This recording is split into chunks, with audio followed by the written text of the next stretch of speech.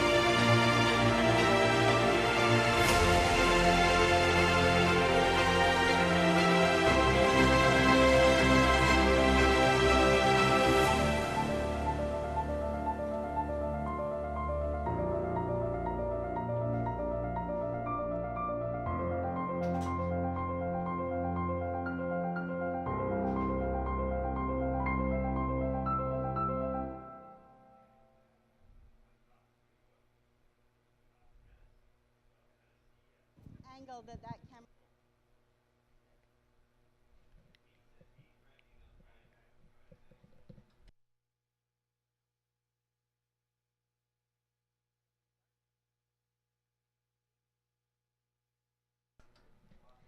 Good afternoon, ladies and gentlemen, and welcome to a very special evening right here at Grand River Raceway in beautiful Elora, Ontario. It is the OLG Ontario Women's Driving Championship coming up, sponsored by the OLG and Ontario Racing. Tonight, all funds raised are going towards Harness the Hope, a not-for-profit who work with various cancer organizations that provides direct support programs for young women faced with a cancer diagnosis and that provide much-needed awareness, research, earlier detection, and improved treatments for those directly affected by or who may face cancer in their lifetime. Tonight's event is about honoring those living with cancer and those we have lost to this disease. It's a very special night tonight. It is going to be amazing. You can grab some pink snacks. Proceeds go to Harness the Hope, and it's sponsored by Palmerston Optometry Clinic. We thank them so much. There is pink strawberry flavored popcorn and pink cotton candy.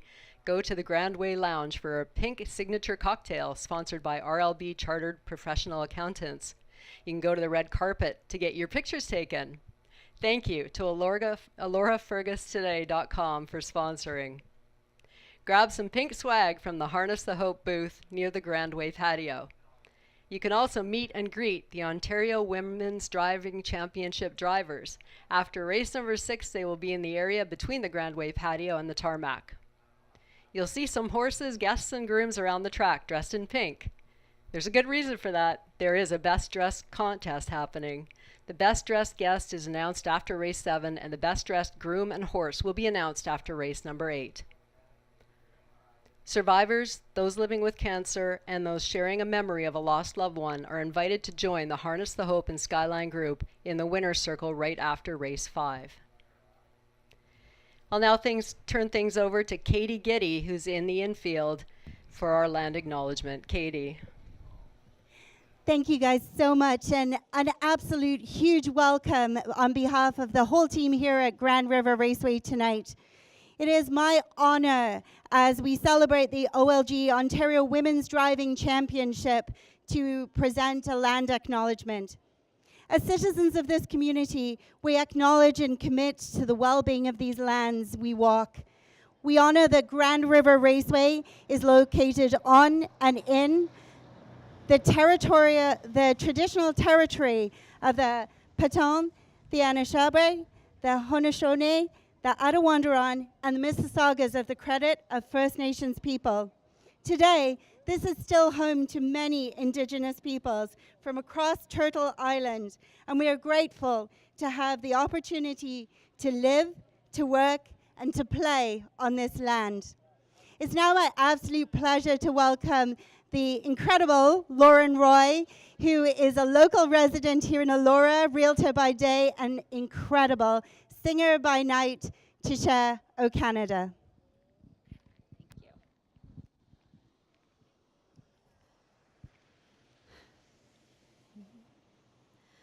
Oh, Canada, our home and native land, true patriot love in all our sons command. With glowing hearts we see thee rise, the true north strong and free. From far and wide, oh Canada, we stand on guard for thee. God keep our land glorious and free. Oh Canada, we stand on guard for thee. Canada, we stand on guard for thee.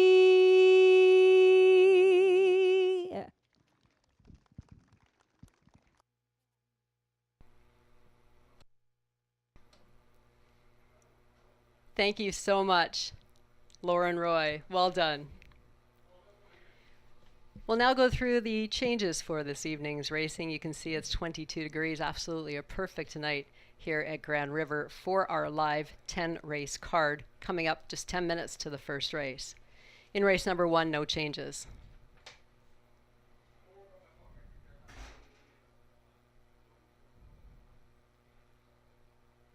There is a scratch in race number 2, scratch number 6, Shippin' Out, has been scratched.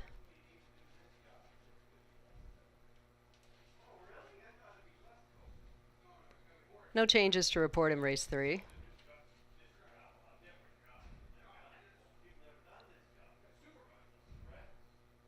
In the 4th race, scratch number 5, CU Princess. CU Princess is out of race 4.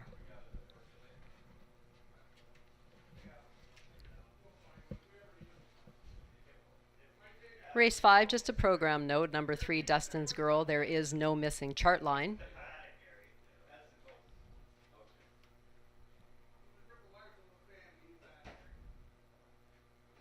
On to race number 6, number 7, Belichick. The driver will now be Tyler Moore. Equipment change. Belichick will go from blind to open bridle and adds flip-flops in front.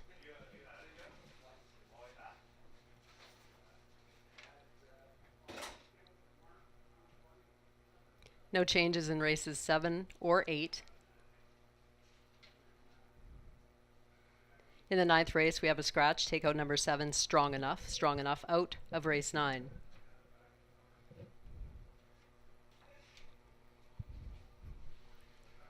And race number 10, no changes to report in the 10th. Those are your scratches and early changes for this evening's festivities. Again, kicking off in just 8 minutes. We have a special driver's introduction coming up now. The drivers in tonight's Ontario Women's Driving Championship will introduce themselves as they come in front of the grandstand on the track. A warm welcome to all of them. Bravo for them being out here this evening. We're going to put them to work. There are the accomplished horsewomen who will be driving in the Ontario Women's Driving Championship, brought to you by the OLG. It's time to introduce this year's field for the drivers for the 2022 OLG Ontario Women's Driving Championship. Hailing from the Gold Coast in Australia and with 265 career North American wins and almost $1.3 million in earnings, she was the champion of the first ever Ontario Women's Driving Championship last season, as well as Clinton Raceway's driving title. She's a regular on the circuit, so please welcome Natasha Day. From her hometown of Skara, Sweden, now residing in Guelph, Ontario, with an impressive career UDRS of 237. She performed well last year, winning 2 races in the event. Please welcome Marielle Enberg. From Goderich, Ontario, a very popular, long-time successful trainer who got her driver's license last year and now 68 driving starts to her credit, please welcome Pam Forgy. From Bellyboro, Ontario, and now residing in Peterborough, this multi-talented lady is a regular driver at Kawartha Downs with 485 career drives. A hugely popular singer in her area as well. Please welcome Samara Johnson. From Midland, Ontario, and from a lifelong harness racing family, a lady who recorded her first ever driving win right here, or actually at Hanover Raceway back in 2018, with 100 career driving starts. Please welcome Maggie Jones. She wishes it was here. I know she does. Hailing from the small community of McGregor, Ontario, a popular trainer who has dabbled as a driver and now has 89 career driving starts, please welcome Brittany Kennedy. From Orsett, England, and now residing in Carlisle, Ontario, this lady hasn't driven in a race in 15 years, but just got her driver's license renewed and is ready for action in this event. With 228 lifetime drives, please welcome Debbie O'Brien Moran. From Owen Sound, Ontario, this lady's family are harness racing royalty in the Grey Bruce area. She also recorded her very first driving win at her home track of Hanover Raceway. Please welcome Julie Walker. And last but certainly not least, definitely not least, with 2 career drives and earnings of $900 for a 5th place effort at Woodbine Mohawk Park, she has graciously filled in for Marie-Claude Auger in race 1 of this leg of the championship. Please welcome Anita Willette. Ladies and gentlemen, your drivers for tonight's OLG Ontario Women's Driving Championship.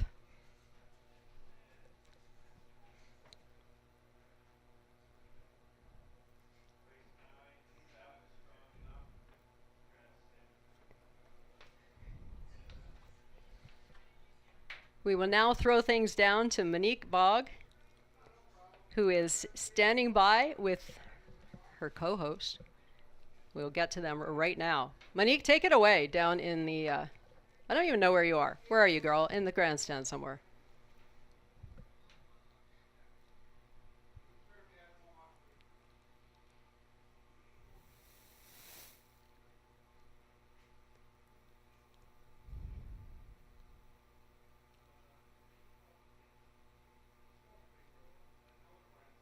And in Dresden, it performed very well, and I mean, I'm so thankful that we managed to, expand it this year to Grand River and Leamington later in the year in September, and then we'll have the final in London in October.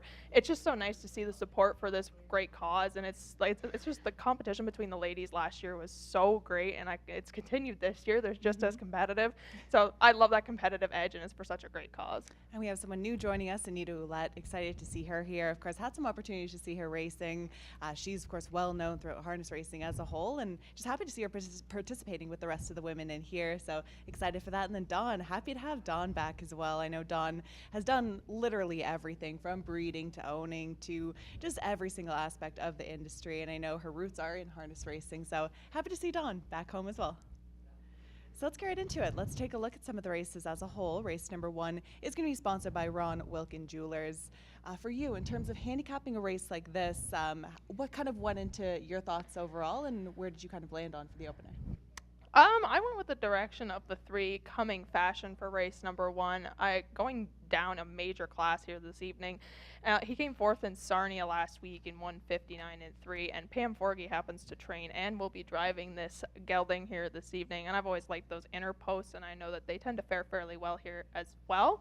I found some of these races definitely hard to handicap here this evening. And with the women, we've seen horses that haven't performed well in several weeks, and then you put a different driver on it, and suddenly it can race really well. So I think the women, it's hard to bet. It's hard to pick, honestly. Mm-hmm. It is, and I know for the women out here driving, they do such a wonderful job too. And I know a lot of them, to the trainers, to the owners, to the connections, if you feel like the female driver did a fantastic job driving your horse, whether it be a winning effort, runner-up effort, whatever it is, do give them a call, do give them that opportunity to race back the horse in particular if they do a good job or you really like what you've seen, because these opportunities, I know for females sometimes are few and far in between, and these are some of the talented drivers on our circuit, let alone women. So hopefully you're able to kind of see and witness this, because I know we're very privy to this, but sometimes people aren't. So happy to be able to showcase exactly that. Certainly. I'm very excited to get kicked like leg 3 here off this evening. I know it felt like months ago we just started planning the event as a whole, and now we're starting the middle of the event, and it came quick. I felt like we were just in Dresden and Hanover yesterday, but it's been a few weeks, so I'm really excited to see how these ladies perform here this evening. So there's going to be tons of opportunities here on track. Hopefully you're able to join us here. If not, do make the drive over here to Grand River. There's tons of activities. Harness the Hope, major sponsor here, and we're just looking forward to being able to showcase some of the fantastic women involved in this. And of course, this event, all the proceeds going to Harness the Hope, who support breast cancer and cancers as a whole. So happy to be able to participate in this event. Yes, certainly. I think we're going to head to post-parade now, and we will likely be back between post-parade and post.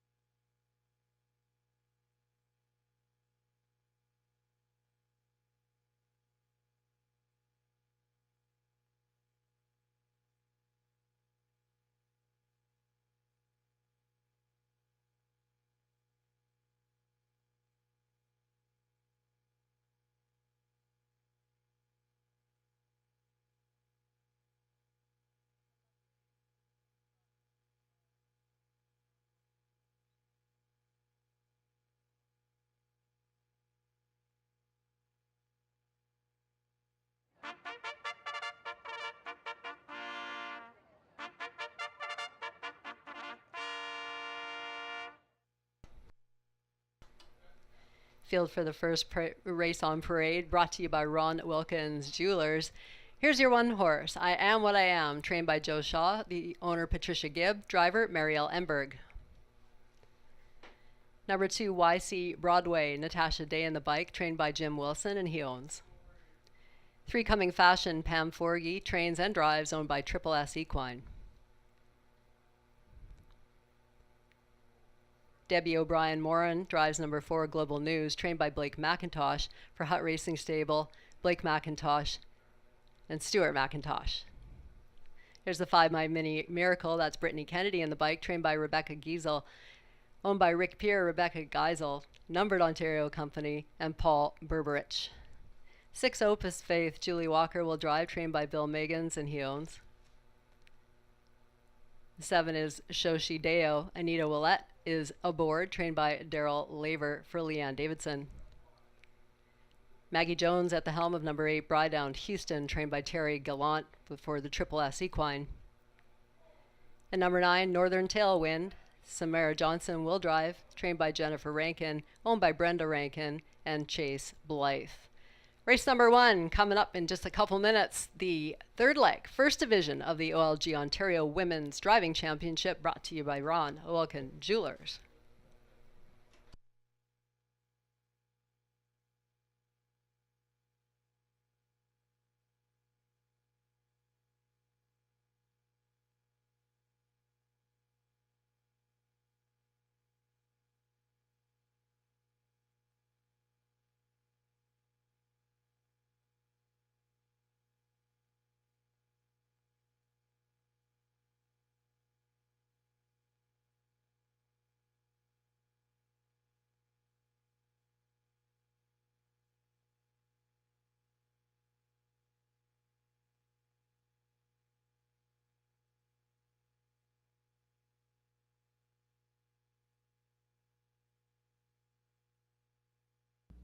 So we're here, early pick 5 time, guaranteed, excuse me, a 2,500 for race number 1 through races 5.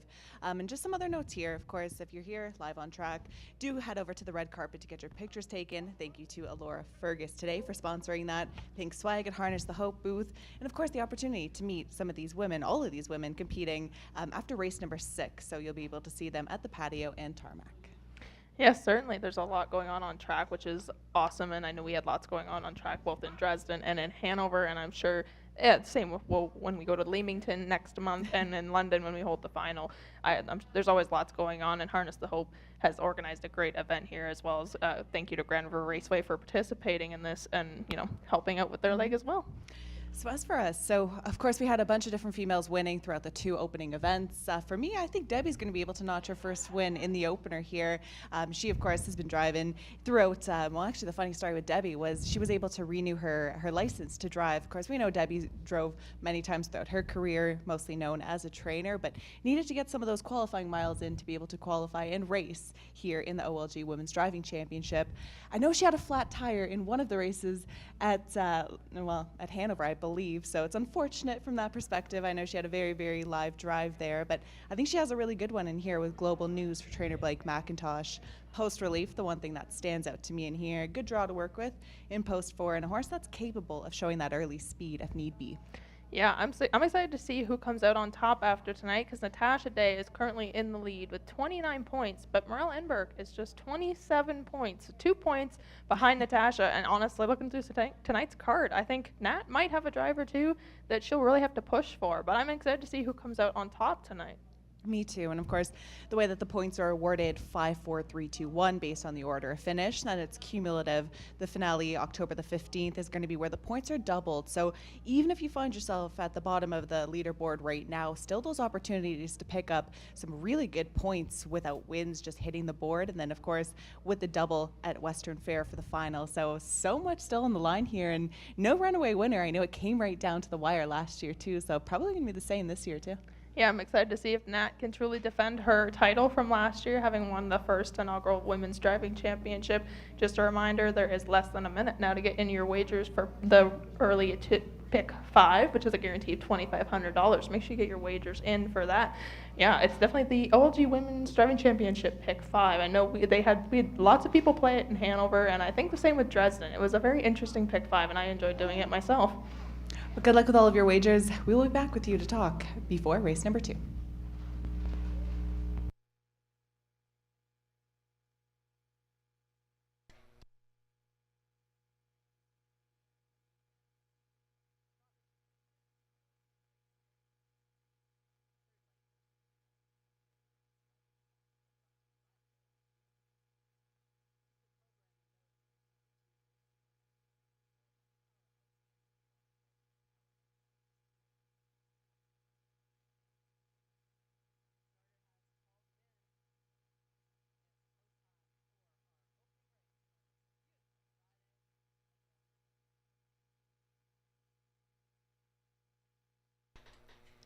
And it's post time coming up here now for our first race of the OLG Ontario Women's Driving Championship. The third leg, first division. Starter has them in a line. It's a field of 9.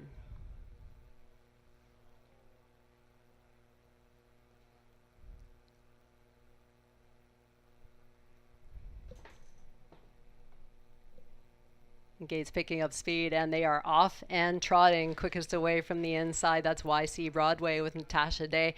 From the far outside, here's a bold move from Maggie Jones with Bryden Houston. Bryden Houston trying to get to the front. Some problems there in the backfield with horses hooking up.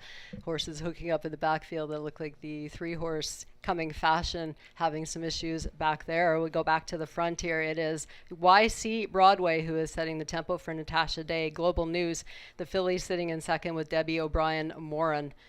Into third, we have I Am What I Am. Marielle Enberg has that one out there. Bryden Houston is on the outside, the opening quarter in 29-1.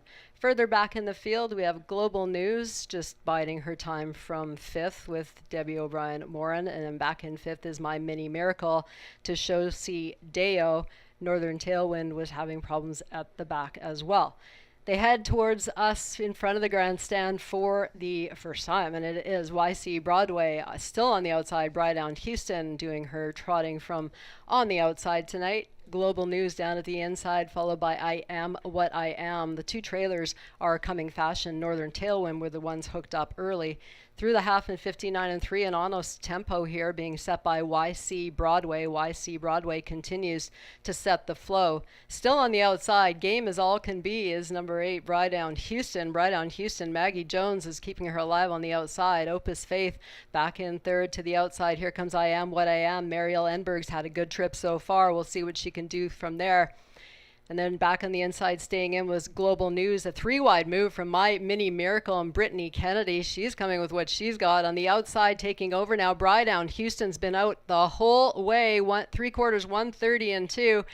3 wide stacked on the outside. My Mini Miracle goes a little bit wide there, still down at the inside. YC Broadway looking for room now. That's Opus Faith. Opus Faith up the inside, but on the outside, My Mini Miracle is taken off. My Mini Miracle to win. Finishing second was Opus Faith, and then I Am What I Am. Time of the mile, 2 minutes and 4.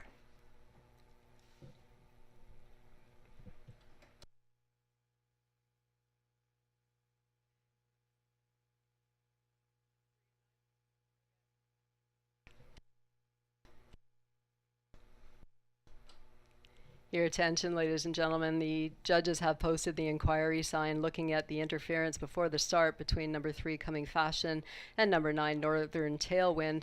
The judges will look at the interference at the start.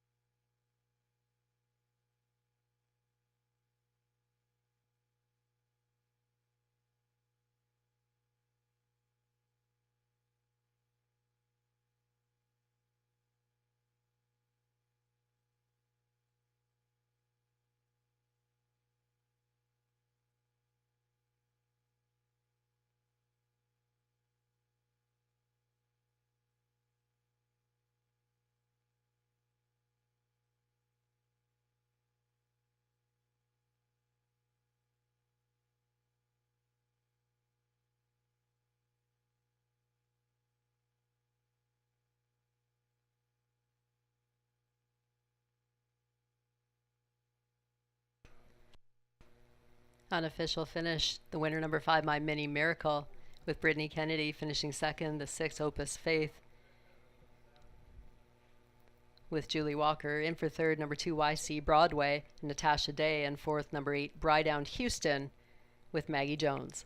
5628 posted unofficially in the opener.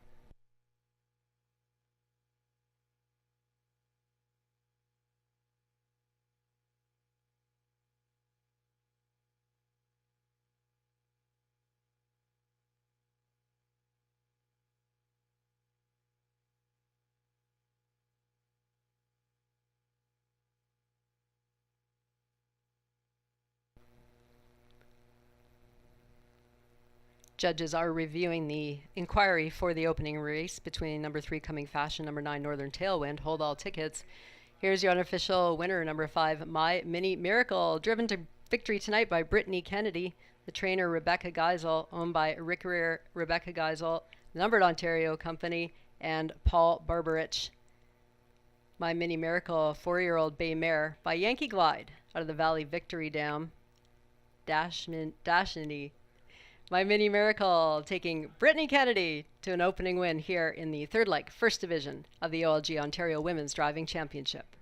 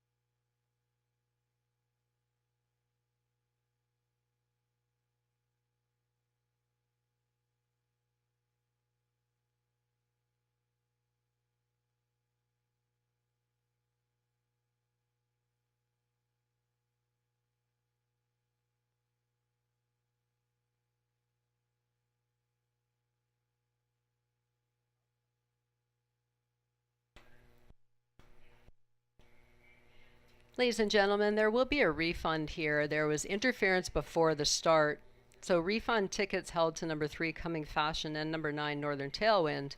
If you have tickets with either the 3 Coming Fashion or number 9 Northern Tailwind, you will be awarded a refund here in race number 1.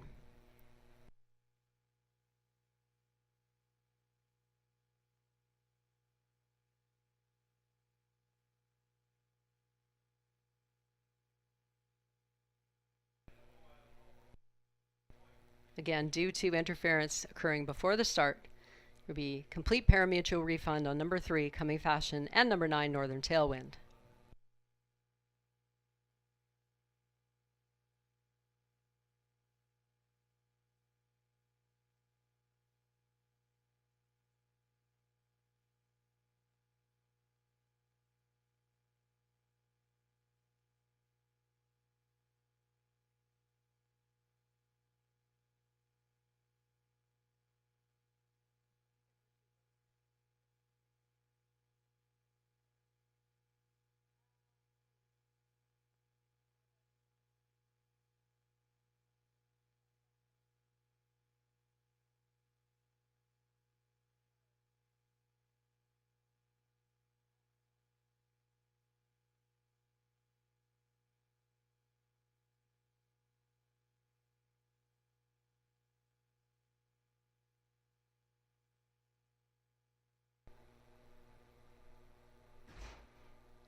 Your top 4 order of finish remains unchanged. Number 5 My Mini Miracle was the winner. Number 6 Opus Faith second.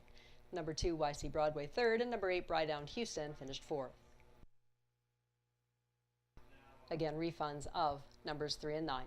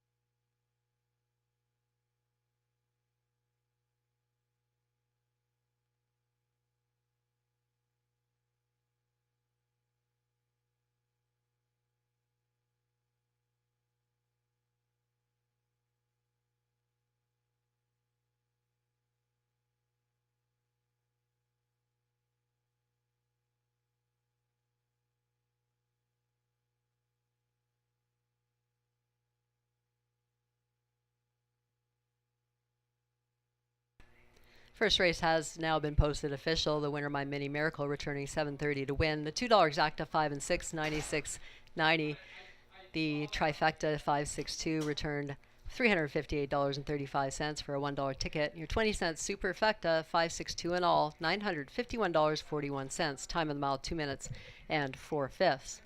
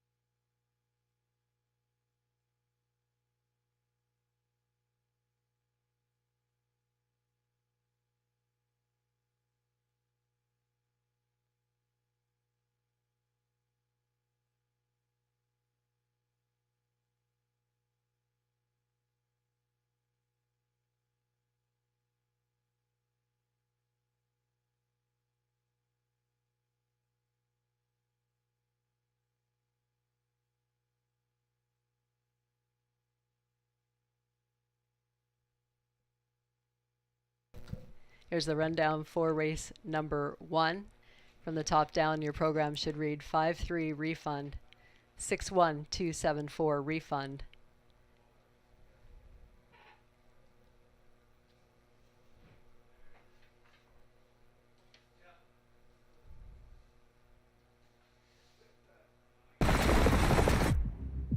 Nothing comes close to this. Elegant avatars of speed, sprinting towards glory. Hands grip with white-knuckled hope. Seats become decoration. As fearless drivers take flight, and it's closer than you think. Visit OntarioRacing.com.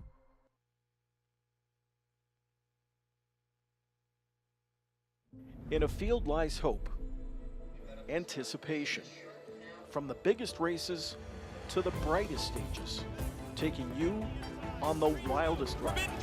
Forbidden trade with a gigantic upset. Desperate man, there's no desperation in those strides.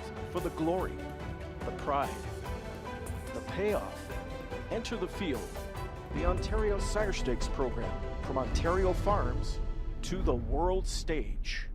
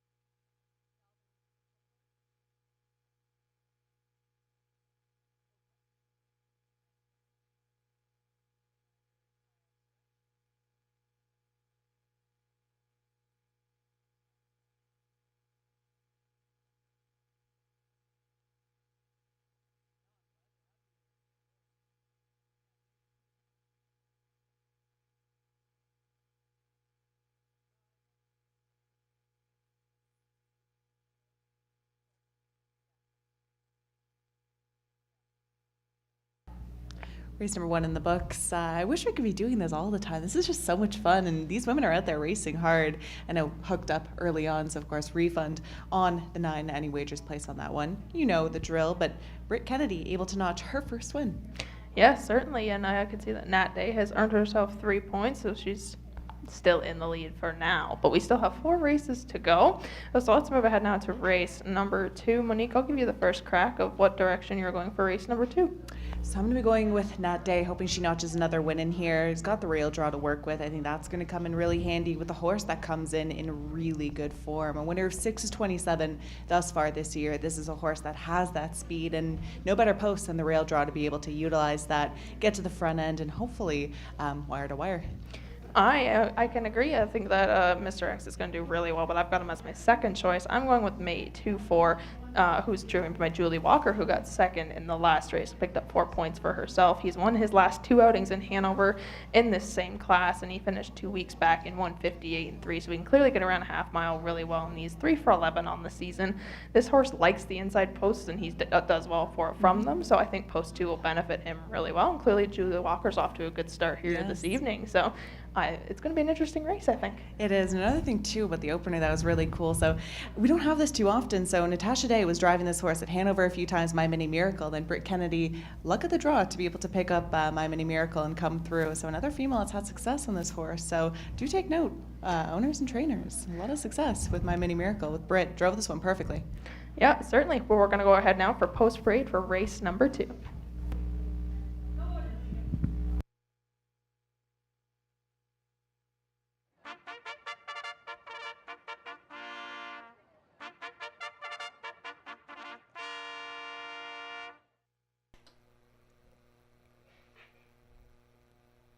Here's your field for the OLG Ontario Women's Driving Championship, 2nd Division, race number 2. Number 1 is Mr. X. Natasha Day drives, trained by Sean Hyatt for Kyle Stretch.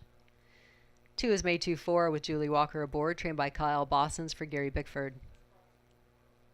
3 EA's Ideal, Marielle Enberg in the bike, trained by Jennifer Rankin for Brenda Rankin. Sean Hyatt trains number 4, Mike's Powerhouse. Note there is a claim entered. Samara Johnson drives for Kyle Stretch. The 5 is Derby Dillon with Pam Forgy, trained by Cassidy Schneider for Colonel Schneider Jr. Scratch number 6, Shipping Out. The 7 is Fitz Big. Brittany Kennedy aboard, trained by Terry Gallant for Calvin Kepler. Race number 2 coming up shortly, just a couple minutes away. We'll keep you updated on the drivers' standings for our women's championship tonight. Race number 2 brought to you by Elements Casino. It's all here in Grand River. Race number 2 next.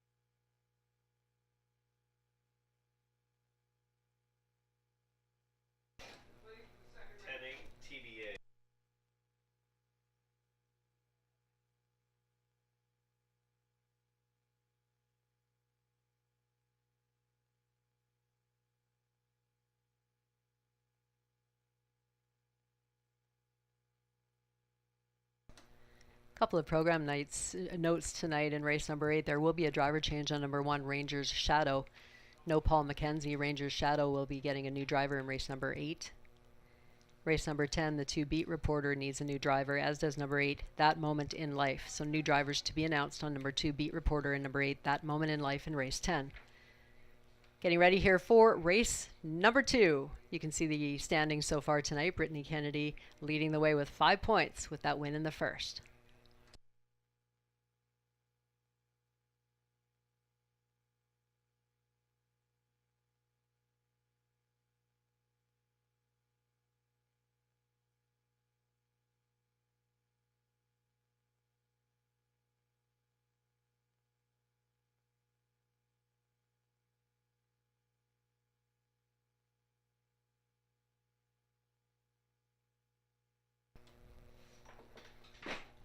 They're under starter's command for the second race here from Grand River. Some anxious moments for Natasha Day with number 1, Mr. X, but he is behaving now, and they're off. From the inside, Mr. X shows well, as does Fitz Big from the far outside. Taking a tuck there in second will be May 2-4. Behind that one comes EA's Ideal, Mike's Powerhouse, and Derby Dillon. And establishing a firm hold on the lead so far is Natasha Day with Mr. X. Mr. X up by 3 lengths. Back to second, we have May 2-4. Sitting in third is EA's Ideal. Fourth position early, Fitzbig found a nice hole there in fourth. The early trailers, Mike's Powerhouse with the claim entered, and Derby Dillon is at the back of the pack. Snappy opening quarter, 28 seconds. Mr. X at 3-5. The favorite is taking them on 1 by 1. May 2-4. Biding his time there from second with Julie Walker. Then in third, that is Mariel Enberg with EA's Ideal. Content to sit in fourth is Fitz Big after that big opening move. Likes where he's sitting. Derby Dillon considering a move to the outside with Pam Forgy. And now at the back is, that's Derby Dillon. Mike's Powerhouse now moving on the outside. Past the half in 57-4, and that is still Mr. X. Mr. X out in front. May 2-4 has had a nice trip so far. EA's Ideal back to third. A move on the outside. Now here comes Mike's Powerhouse. Dropping back slightly, that's Fitzbig with Brittany Kennedy not going forward. Derby Dillon moves past that one. They pace towards the 3/4 mark, and it is Mr. X. Mr. X is looking brave in front for Natasha Day. There from second, May 2-4. Julie Walker's enjoying the view. Moving up on the inside quickly. Here comes Mike's Powerhouse with Samara Johnson. To the outside, losing some ground, EA's Ideal, and having to tip 3 high now will be Derby Dillon. They move through 3/4 in 1:27, and it's Mr. X, May 2-4, going to come with what he's got. And then Mike's Powerhouse, Mr. X, the favorite, trying to deliver on that favorite's promise, Mr. X. But on the outside, here comes May 2-4. These two down to the wire. It is Mr. X to hold. Mr. X holding over May 2-4. Back in third, Mike's Powerhouse, and then Derby Dillon. Time of the mile, 1:57 and flat. Natasha Day scoring in the second.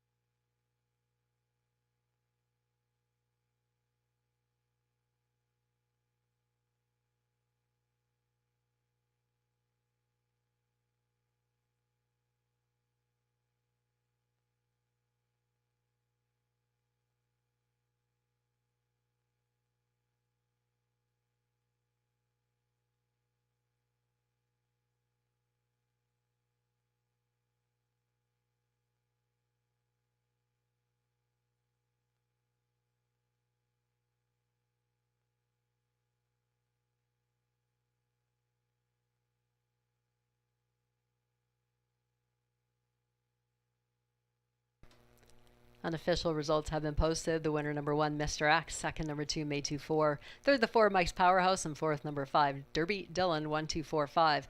Your unofficial top 4, race 2.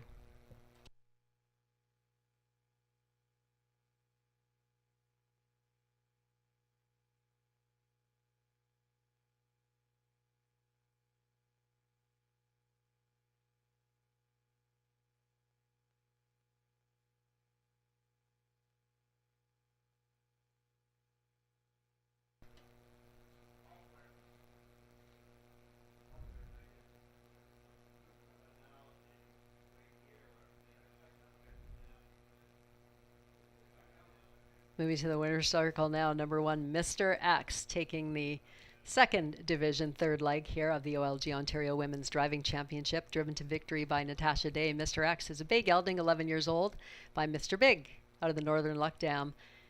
Madam Luck, trained by Sean Hyatt for Kyle Stretch. Mr. X gets his 60th win lifetime. Congratulations.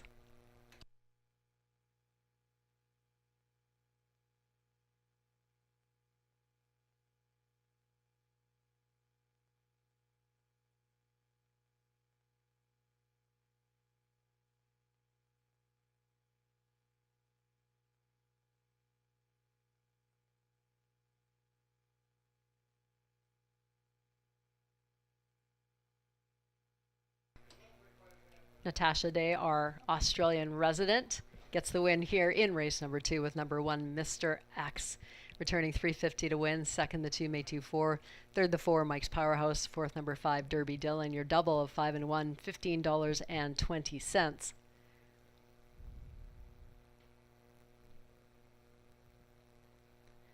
Your $2 exacta 1 and 2, $11.50. The trifecta dollar paid $11.50 for 1, 2, and 4, and the dollar super 1, 2, 4, and 5 returned $26. Time in the mile was 1:57.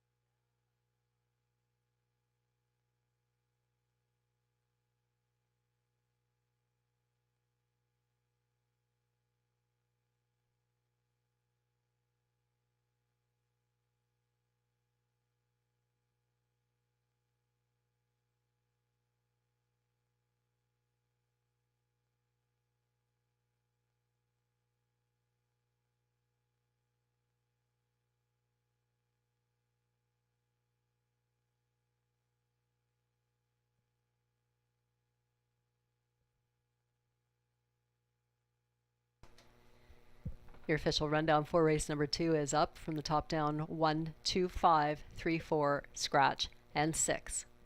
Coming up in 8 minutes will be race number 3.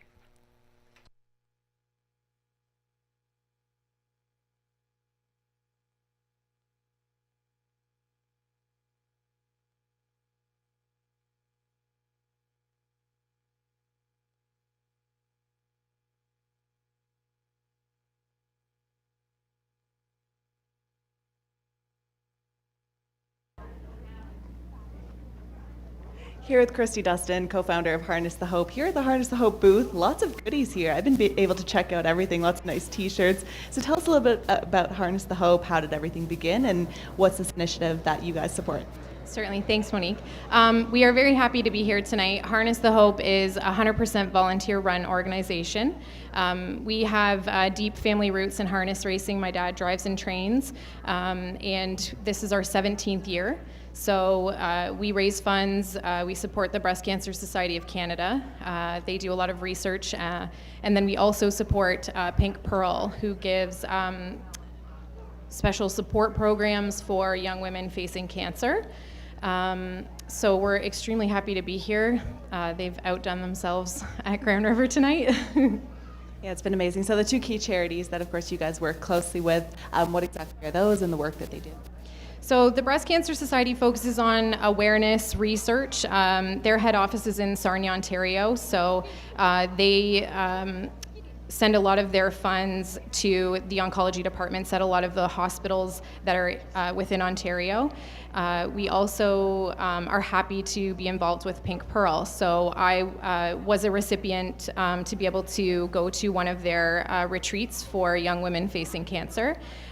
They do one-on-one counseling sessions, roundtable discussions, a lot of things that you get support at the hospitals, but you need the support at home and outside of treatment as well. So we feel like that fills the void there for those important essentials when you're facing a cancer diagnosis.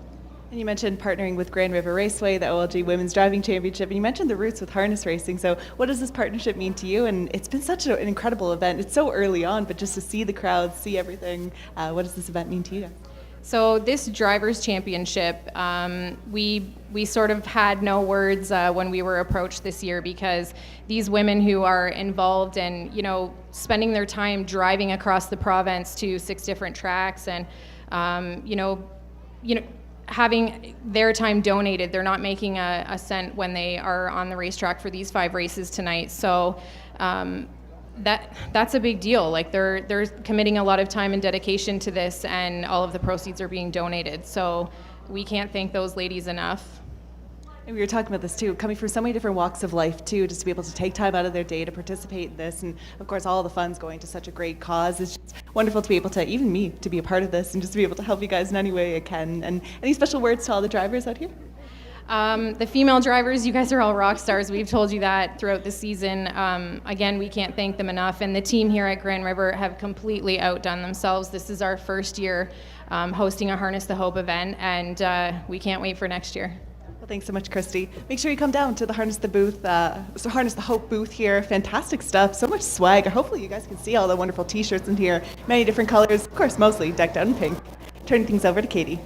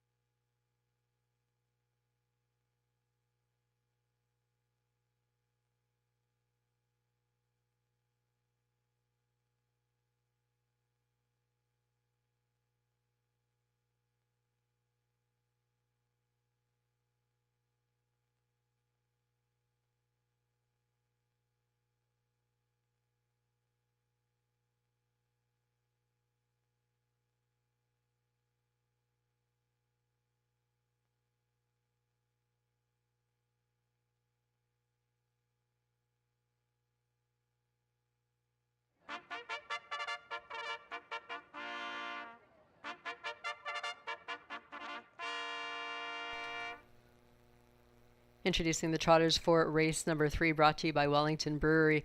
Here's a look at number 1, Mac Justice. Maggie Jones will drive, trained by Boyd Wilson for Owen Wilson. 2 is Adicor Royal. Debbie O'Brien Moran in the bike, trained by Pam Forgy for Triple S Equine. Here's Brittany Kennedy with number 3, Neon Lights. Brittany trains, owned by Lori Keeling. Number 4 is Glider Man, Natasha Day aboard, trained by Terry Gallant for the owner, Jennifer Doyle and Danny Burt. Number 5, Azucar, owned, trained, and driven by Marielle Enberg. And number 6 is Four Wheelin', owned by Dorleans Incorporated, Julie Curie and C. Levesque, trained by Jacques Dupont. Julie Walker will drive. Post time coming up in just a couple of minutes here for race number 3, the OLG Ontario Women's Driving Championship, third leg, third division, brought to you by Wellington Brewery.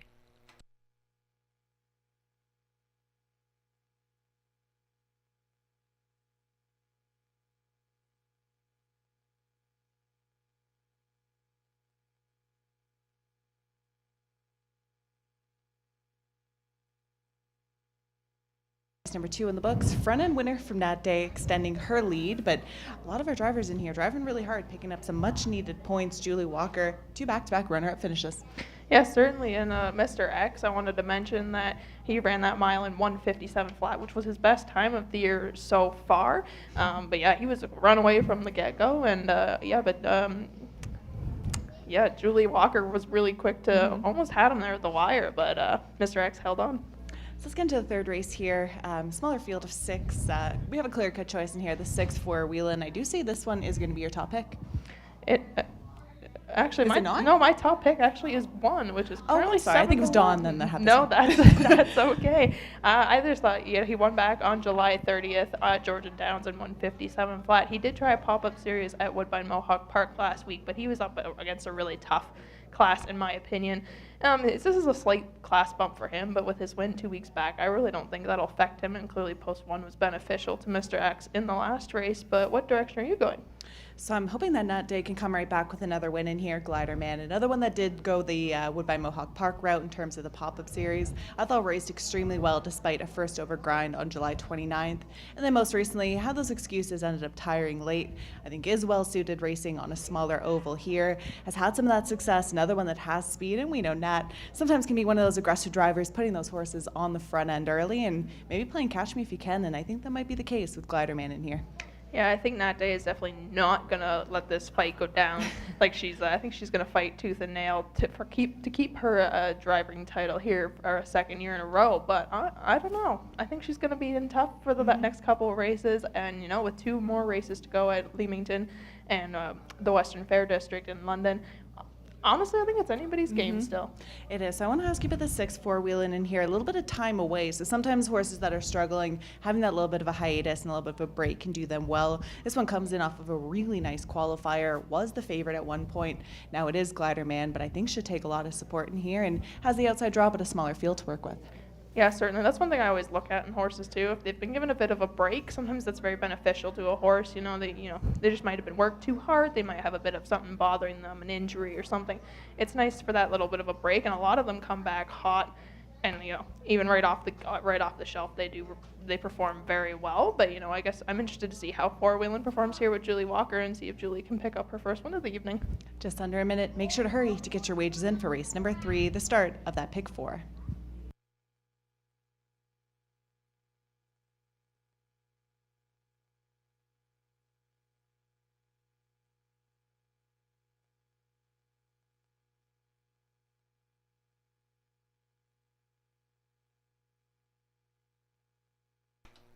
Thank you to Katie and Monique. And don't forget to get some of that pink swag from the Harness the Hope booth near the Grand Way patio.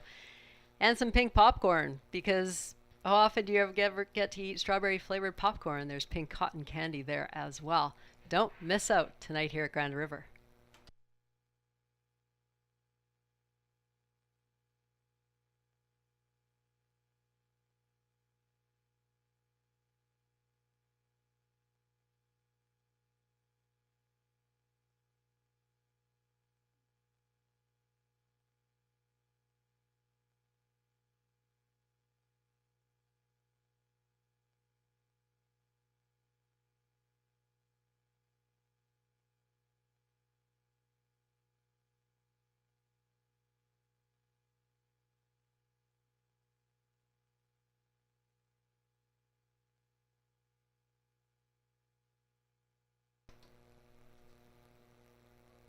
And our accomplished female drivers are ready here for race number 3 tonight. A field of 6 behind the gate. A win so far for Brittany Kennedy and 1 for Natasha Day. Post time for the 3rd. And they're off and pushing the gate out. That's Glider Man to the far outside for Whelan, coming with a move. Protecting rail position is Mac Justice. Dropping now down into 3rd, that will be Addie Cor Royal. Neon Lights there away as well. Azukar and for Whelan is at the back. They trot down the backside, and it is out in front. Glider Man with Natasha Day. Glider Man is setting the tempo ahead of Mac Justice there in 2nd with Maggie Jones. Loosely got there about 3-4 lengths back. Relaxed in 3rd is Neon Lights with Brittany Kennedy. Couple length gap from there you find Glider Man and the early trailers Azukar and 4 Whelan. The opening fraction was honest in 28 seconds. That's Glider Man setting the pace. Mac Justice giving that one a little bit of a welcome on his helmet, on her helmet. So we'll see what happens with Glider Man being urged forward as the favorite. Mac Justice staying close in 2nd, back to 3rd, Neon Lights. Still that gap to 4th. You find Addie Cor Royal and Azukar for Whelan continue to trail, but Azukar being tipped out by Marielle Enberg. The half was trotted in 58 and 1/5 second, and they swing around the turn led by Glider Man. Glider Man will try to take them all the way. Mac Justice might have something to say about that. We'll see. Neon Lights there from 3rd. A length back in 4th comes long shot Addie Cor Royal. And then the 2 at the back for Whelan now trying to get past Azukar. They're having their own private party in the backfield as they head for 3/4. It's Glider Man. Glider Man so far is answering that 6-5 promise. Here's a big move from the back. Here comes 4-Wheeler with that big trotting move, passing horses one by one. He's worked his way into 3rd suddenly with Julie Walker, but has he gotten too far back? Glider Man has opened up on this field. Mac Justice had no answer. The 3/4 was 1:28 and 1, and it's Glider Man bringing them down the stretch. Glider Man, the one to track down, and they ain't tracking this one. Glider Man will win easily here for Natasha Day as she gets her 2nd on the card. Finishing 2nd, Mac Justice. 3rd goes to 4 Whelan. Close for 4th, but it was Neon Lights. Time of the mile trotted in 1:58 seconds.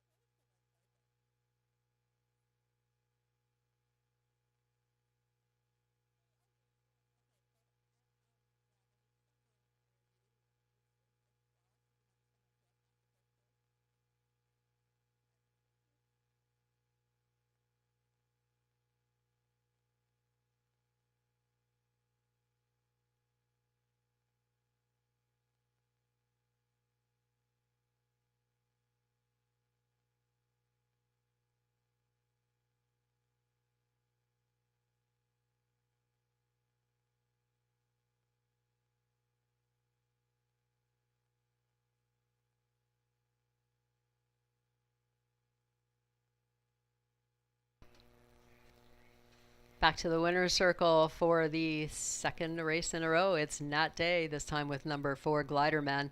Glider Man trained by Terry Gallant, owned by Jennifer Doyle and Danny Burt. He is a brown gelding, 7 years old, by Yankee Glide out of the Malabar Man Dam. I got a feeling. Glider Man trotting the mile tonight in 1:58 flat to record his 26th lifetime win, his 2nd score of the season. Congratulations to Nat Day, Glider Man, and the Connections.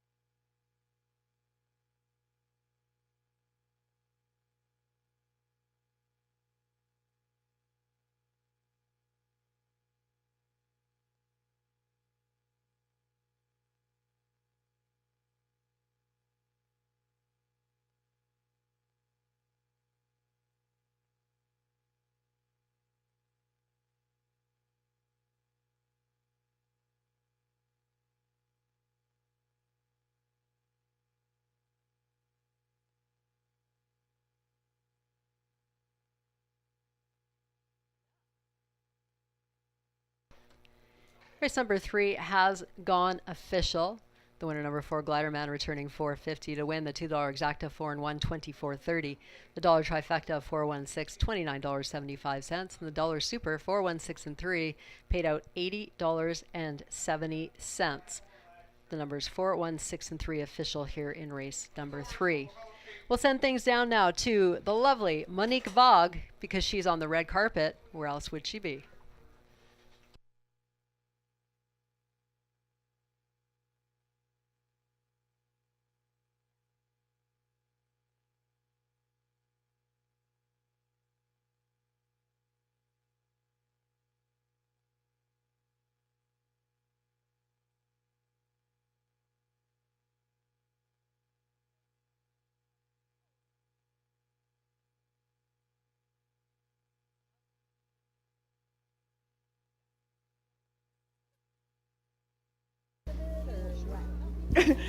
I'm here at the red carpet here with Deborah Whale, president of the Grand River Agricultural Society. So tell me a little bit about this society and the connection to Grand River Raceway. Really exciting organization, and everything we do is in support of agriculture and the environment.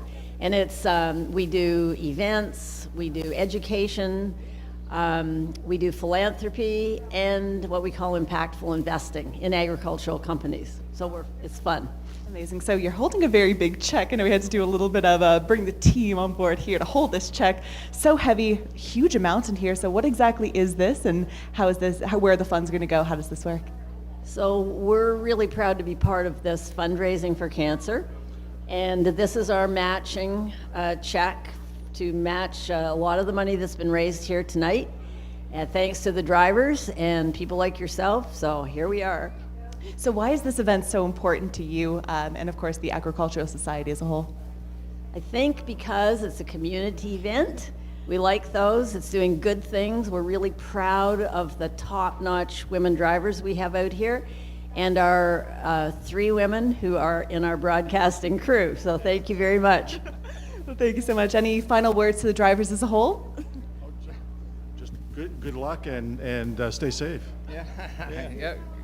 Well, thank you so much, and thanks again to the Agricultural Society for all the work they do. Look at that, what a fantastic amount. So wonderful that they're able to match exactly that.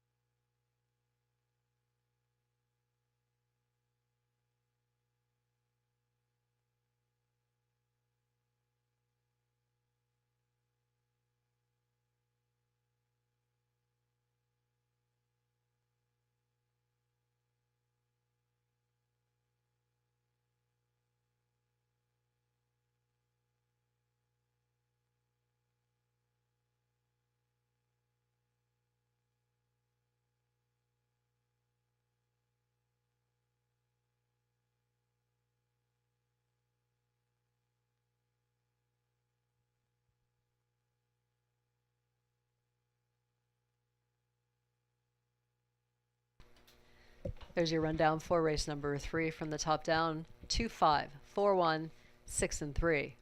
5 minutes to race number 4. Race 4 is next.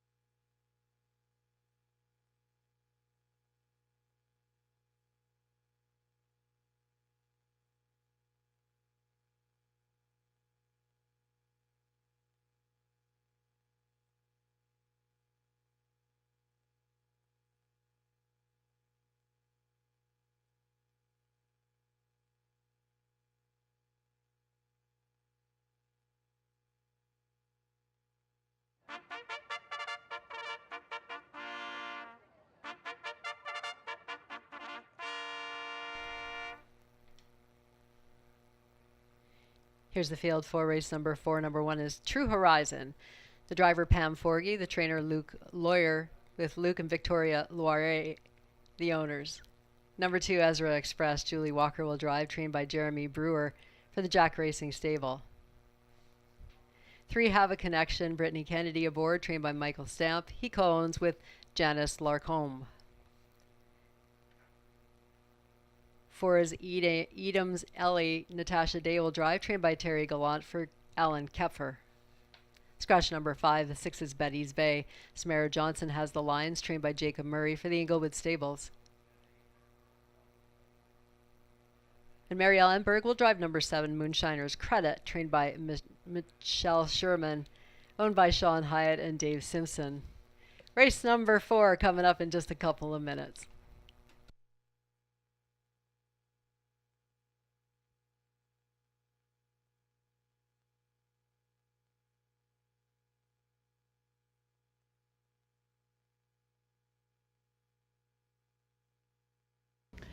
It's been few and far in between in terms of all of us agreeing. I think this is the first time tonight that we all agree with our top pick, that being True Horizon, so a lot resting on this horse's shoulders. Yeah, certainly. Like, he looks great on paper. He's 7 for 23 on the season, and he won 2 weeks back at Kawartha Downs in 157-2, and won here at Grand River Raceway on July 13th in 158-4. So he can get around this track easily, and he clearly likes it a lot. And I think Pam will give him everything he needs to get around, especially from post 1. It's been beneficial to 2 of the 3 horses in the last 3 races. And that really helps here, is having those starts under their belt at this particular oval, knowing that they're able to get over the track, as you mentioned, really well. Certain horses just better racing on the half-mile ovals, 7/8 miles, so it's really nice to be able to kind of see those horses that are those specialists for that particular course. So that's one of the reasons, too, why I like this one's chances. And again, that speed, I mean, it really jumps off the page. For me as a handicapper, just kind of looking at it, I like to try to figure out who's going to be setting the pace early on, and seems to really be True Horizon, usually gets to the front end fairly easily. Yeah, certainly. Like, when I'm looking at it, I like to try. I don't always go with the herd. I like to look at others as well. But it was hard to ignore that True Horizon truly looked great, best on paper, and hopefully he'll perform very well for us here this evening. I guess I'm used to saying afternoon because we race in the afternoon, Hanover. But for the last 3 races, it's been proven that Nat Day is not going down without a fight, having won races 2 and 3, and got 3rd in race number 1. So she's clearly not going down without a fight. So we might need to keep an eye on her and Edam's Ellie. You never know. You just never know with Nat. She's one to surprise everybody once in a while. That is true. Already having a lot of success, and there's no surprises whatsoever. We know how competitive she is, trying to defend that title, and lots on the line too, just in terms of those bragging rights, in terms of just coming out victorious. I know it came right down, as we mentioned, just came right down to the final race last year, so we will see if that's the case in here. Really even in terms of the point standings.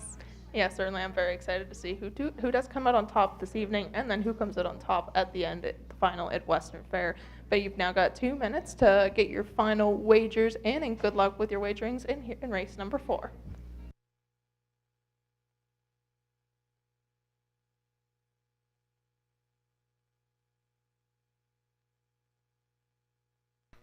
Quick update on those driver changes later in the card. Race number 8, number 1, Rangers Shadow will be driven by Jason Ryan. Jason Ryan on the 1, Rangers Shadow in race 8. In race number 10, Tyler Moore will drive number 2, Beat Reporter. And number 8, That Moment in Life, Colin Kelly will drive.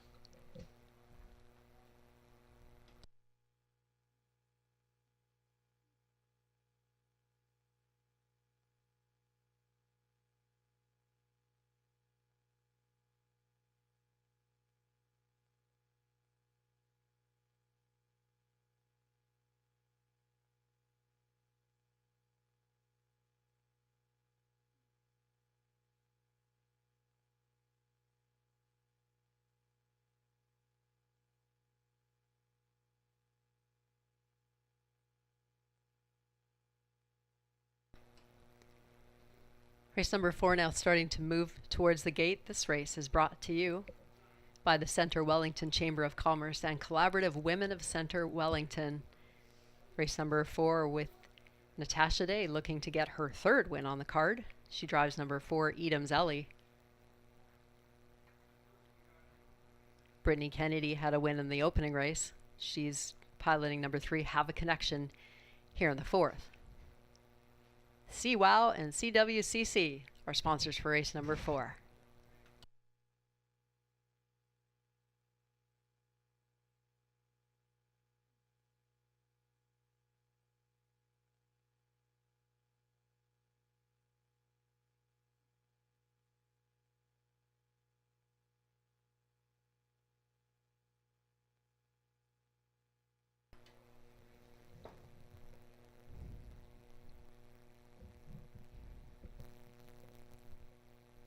Post time for race number 4.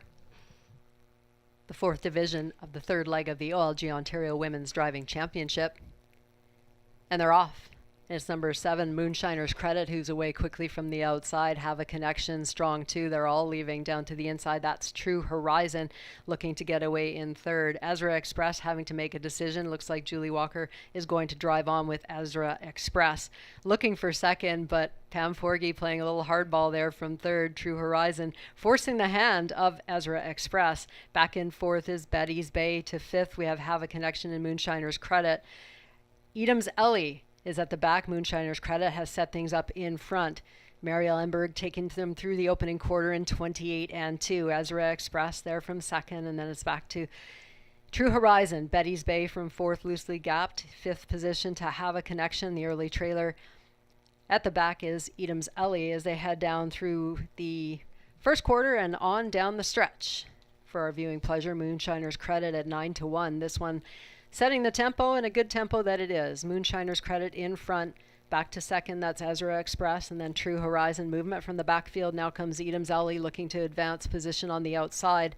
Edam's Ellie with Nat Day trying to get her 3rd win on the card. The half was 58-3, 30-1 for the 2nd quarter. Moonshine's Credit will take them on now. Moonshine's Credit ahead of Ezra Express, content to sit there from 2nd. 3rd advancing quickly on the outside is Edam's Ellie. To the inside, True Horizon. Back about 3 lengths comes Betty's Bay, and getting out of the back is Have a Connection. They move through 3 quarters, 128-3. Moonshiner's Credit looking to upset this field. Edam's Ellie continues to advance on the outside. Nat Day imploring this one for more. Down in 3rd is Ezra Express. Shifting to the outside is True Horizon from 4th.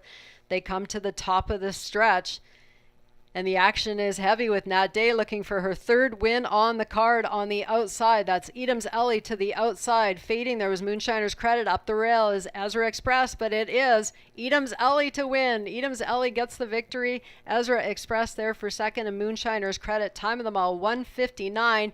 Nat Day is putting on a show. She's won 3 in a row.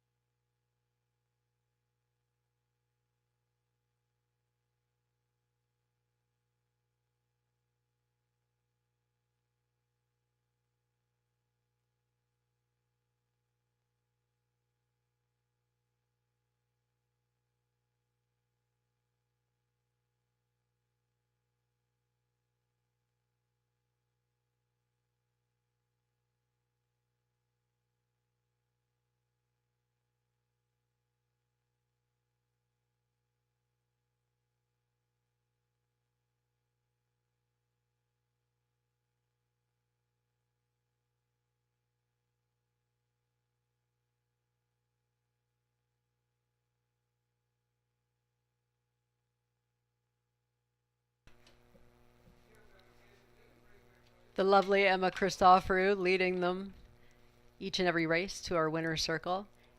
And she's been leading Natasha Day there quite often. This is her 3rd win on this card tonight. Here it's with number 4, Edam's Ellie, trained by Terry Gallant for the owner Alan Keffer. Edam's Ellie is a bay mare, 6 years old, by sports writer out of the Kraken Lake Dam, Tiz Ellie. That'll be her 2nd win this season, 11th win in her career. And she paced the mile tonight in 1:59. Nat Day has seized a firm control of the Drivers' Championship, both tonight and overall.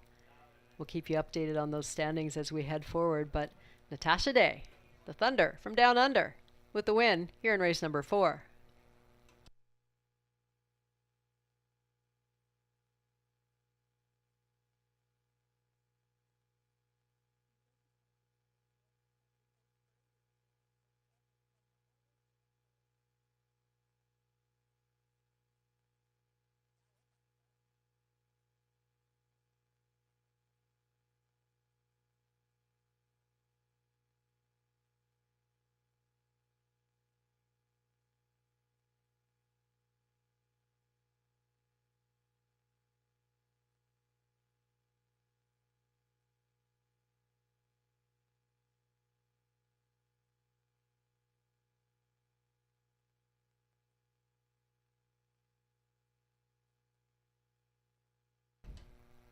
Race 4 has been posted official. The winner, number 4, Edam's Alley, returning 12.20.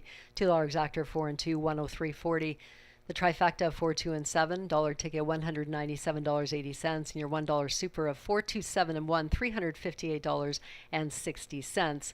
Time of the mile here for race number 4 was 1:59, and it was Natasha Day with her 3rd win on the card.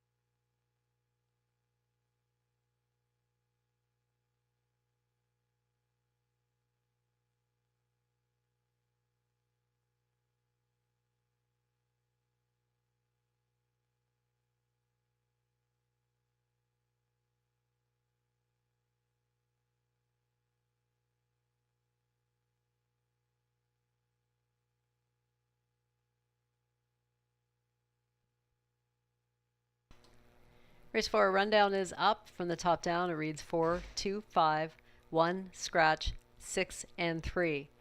Race number 5 is up next. 7 minutes to post.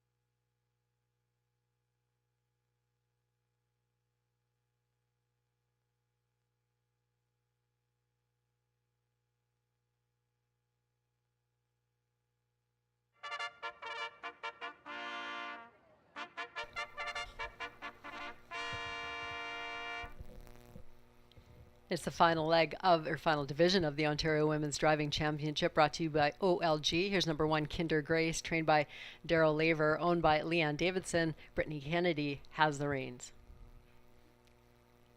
2 is Graham's Lily with Samara Johnson, the pilot, trained by Richard Griffiths for the owner, John Davidson. Maggie Jones sits behind number 3, Dustin's Girl, trained by Ted McDonnell for Lenny Gamble. 4, Credit Kauai, Debbie O'Brien Moran will drive, the trainer Patrick Bissett, the owner Lisa DesRoches. Lions Princess number 5, Julie Walker will drive, trained by Doug Bowens. He co-owns with Russell Taylor. 6 is Close Optional, Nat Day looking for her 4th, trained by Sean Hyatt, owner is Kyle Stretch. And number 7, Novum Hanover, Pam Forgy aboard, trained by John Pentland, and he owns. Race number 5, a field of 7 on the pace, the 3rd leg, 5th division of the OLG Ontario Women's Driving Championship. And it is brought to you by Harness the Hope and sponsored by Skyland. Survivors, those living with breast cancer, and those sharing a memory of a lost loved one are invited to join the Harness the Hope and Skyline group in the winner's circle right after this race. In the winner's circle right after this race, survivors, those living with breast cancer, and those sharing a memory of a lost loved one, please go down, join the Harness the Hope and Skyline group.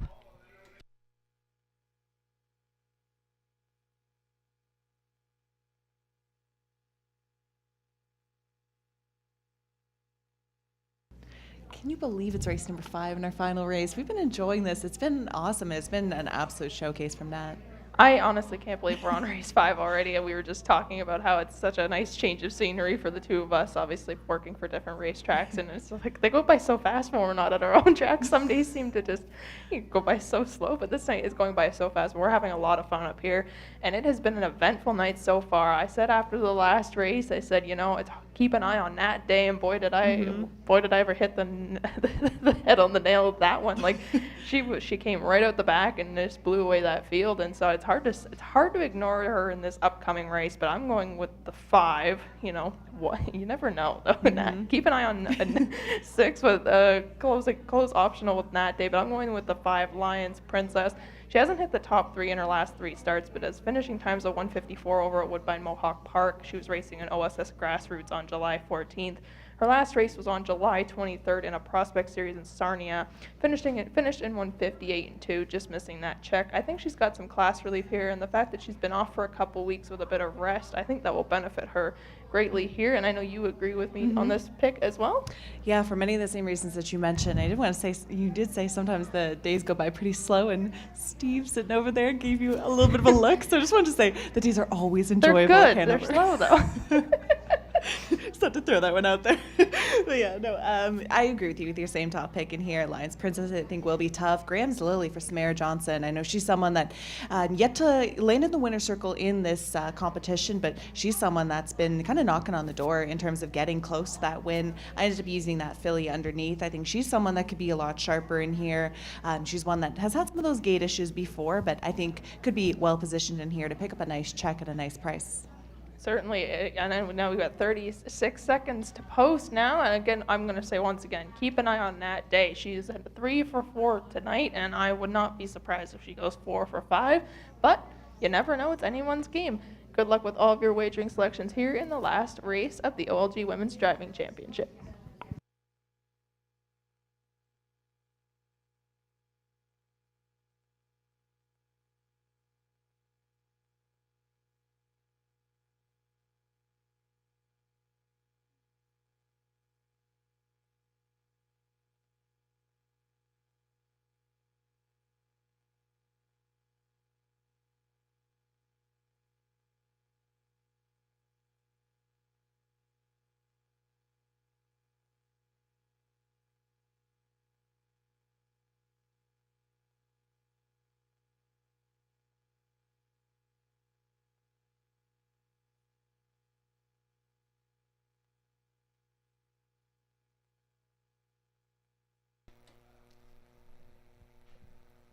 Kinder Grace now joining the rest of the group. We're getting set here for race number 5, 5th division of the OLG Women's Driving Championship here tonight.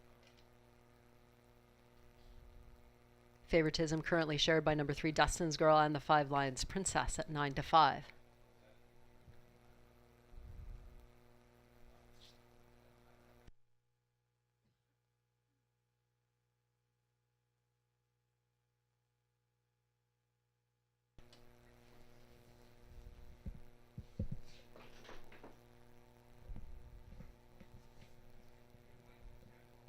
Gate swings into the stretch for race number 5. It's post time.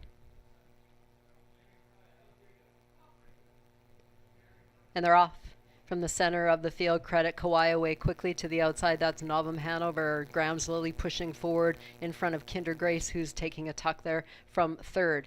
Back in fourth is Credit Kawhi.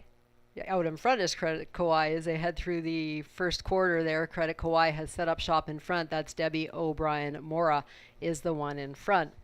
Back in second, we get Graham's Lily. Further back in third comes Kinder Grace, about 2-length gap there to fourth. Sitting back in fourth is Dustin's Girl. Novum Hanover is back there along with Close Optional. Nat Day will have to make a swinging move from last once again if she wants to win this one. The first quarter was 29. Meanwhile, Credit Kawhi has a breakaway in front. Credit Kawhi is absolutely opening up on this field as they come in front of the grandstand. Graham's Lily way back there in second, about a 5-length gap. Kinder Grace from third. Dustin's Girl in fourth. It looks like an ambitious tempo here for Credit Kawhi. Hits the half-mile marker in a stiff 59, only 30 seconds, getting a breather there. Credit Kawhi actually doing great things out front. Graham's Lily still there from second, and Kinder Grace can see it from third. Back to Dustin's Girl on the inside. Moving on the outside now, here comes Nat with Close Optional, and she'll be followed there from the back by Lions Princess.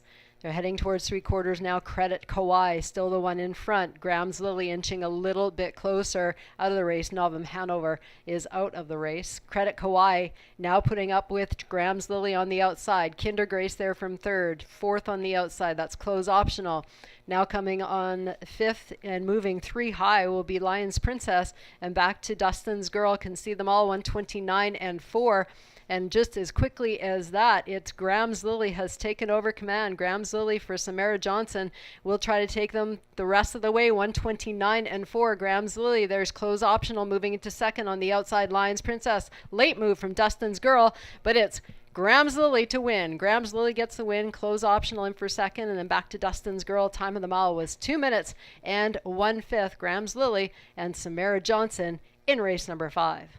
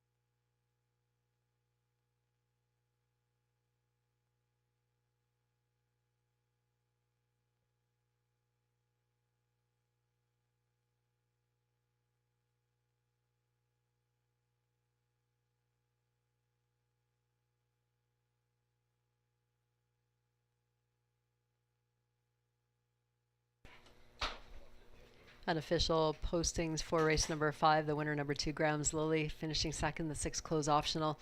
Third, number 3, Dustin's Girl. And fourth, the 4, Credit Kawhi. 2, 6, 3, and 4 has been posted for race number 5.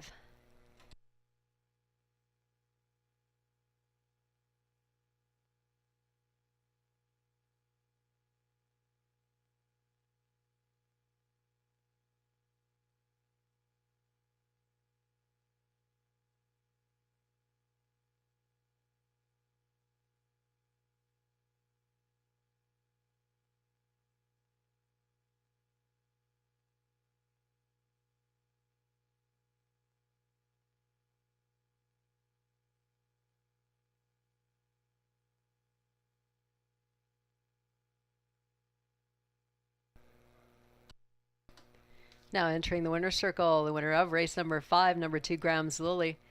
Driven tonight by Samara Johnson, trained by Richard Griffiths for the owner John Davidson. Graham's Lily is a bay filly, 3 years old, by Art Speak, out of the Better's Delight Dam JK Cabaret.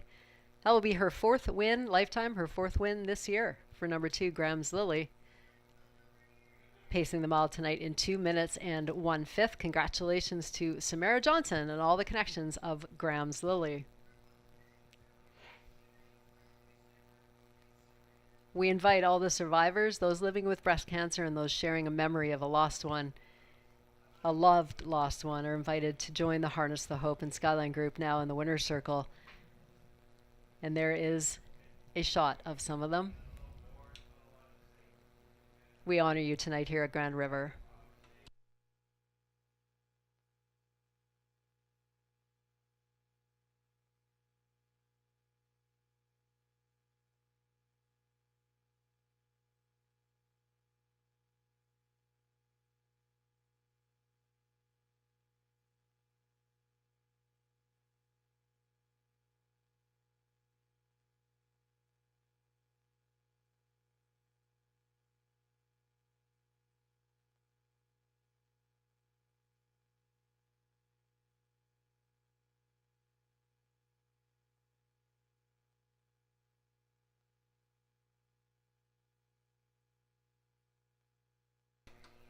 Price is now posted for the 5th race. The winner, number 2, Graham's Lily, returning $12. $2 exactor, 2 and 6, 63.20. The dollar trifecta, 263, 144.10. Your $1 pick 5, returning $1,446 and some change. The superfecta, 2, 6, 3 and 4, $666.20.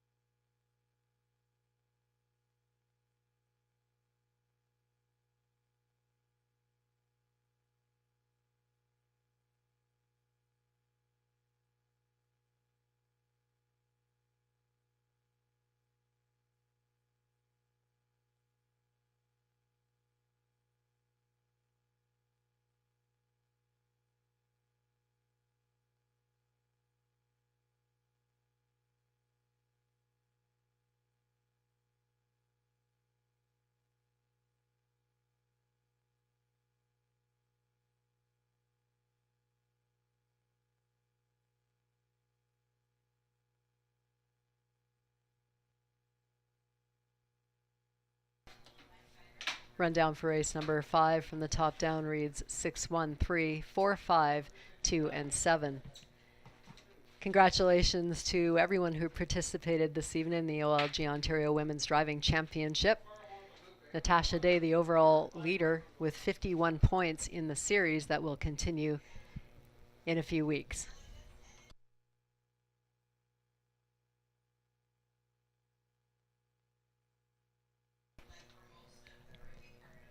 And there you can see the standings as we completed our 3rd division here tonight at Grand River. With Natasha Day 51 points, Julie Walker there with 38, and Mariel Enberg in 3rd with 32 points. I want to thank the ladies for their participation, putting on a great show here tonight, and we wish them all good luck as they continue on, many of them still driving on the circuit.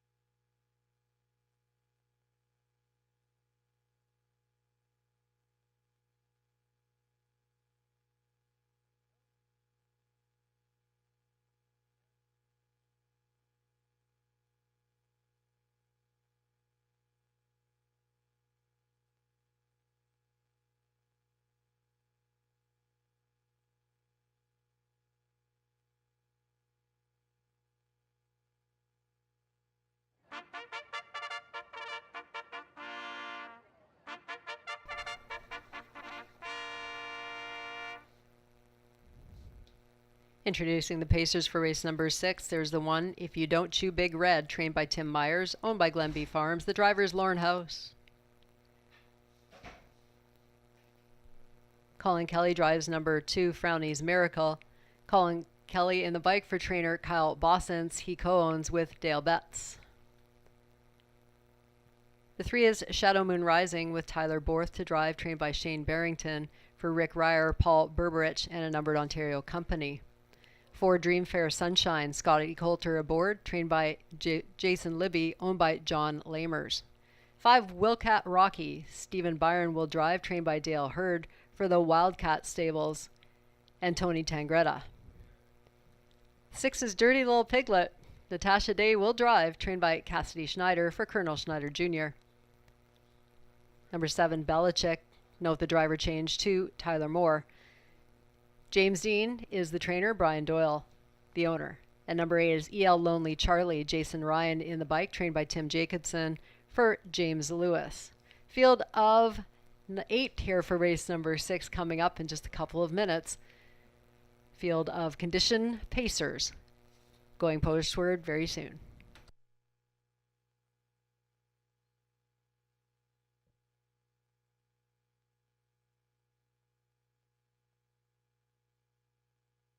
So did want to take note, Samara Day able to notch her 17th career win, second win of the year with Graham's Lily. So happy to see someone else kind of mixing things up in terms of those wins.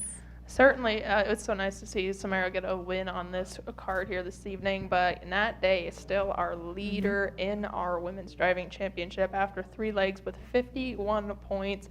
Trailing behind her is Julie Walker with 38. It's hard to say. Nat has drove so well tonight. I mean, in that last race, she got second, and she's got 3 wins and a third. So, you know, it's hard to go against Nat Day. That is true. So before we get into the 6th race here, did want to say we're having opportunities to meet the drivers. Katie and I know them pretty well. A lot of interesting characters, so many different walks of life, so many different stories. So you can meet all the drivers. All 9 of the Ontario Women's Driving Challenge drivers are going to be gathering in the area between the Grandway patio and tarmac for our meet and greet. And of course, make sure to grab the Harness the Hope swag as well right near the tent. So hopefully you're able to meet them.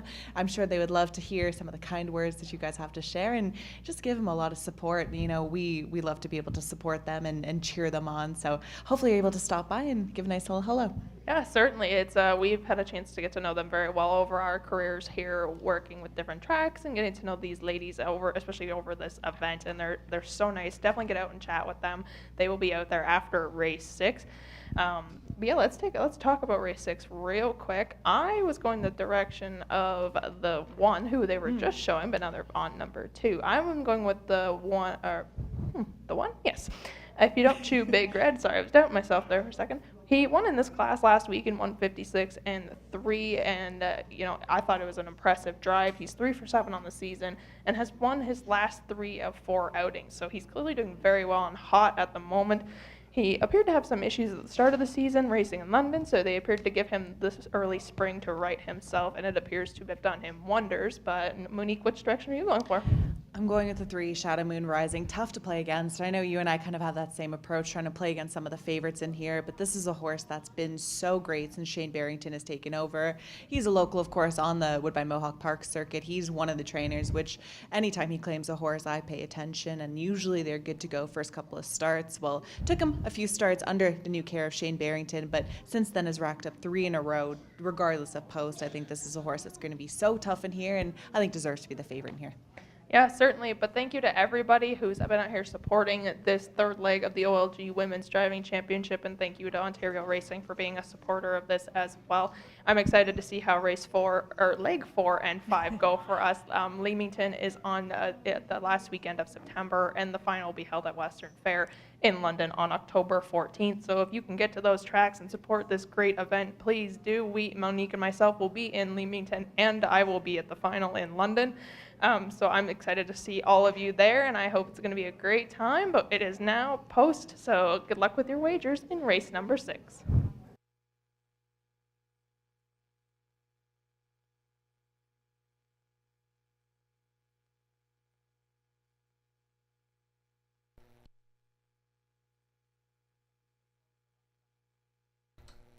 Race number 6 behind the gate, ready for a start here. Heavy favorite in the 3, Shadow Moon Rising, currently at 3-5. Second choice, the 5, Wildcat Rocky, 4-1.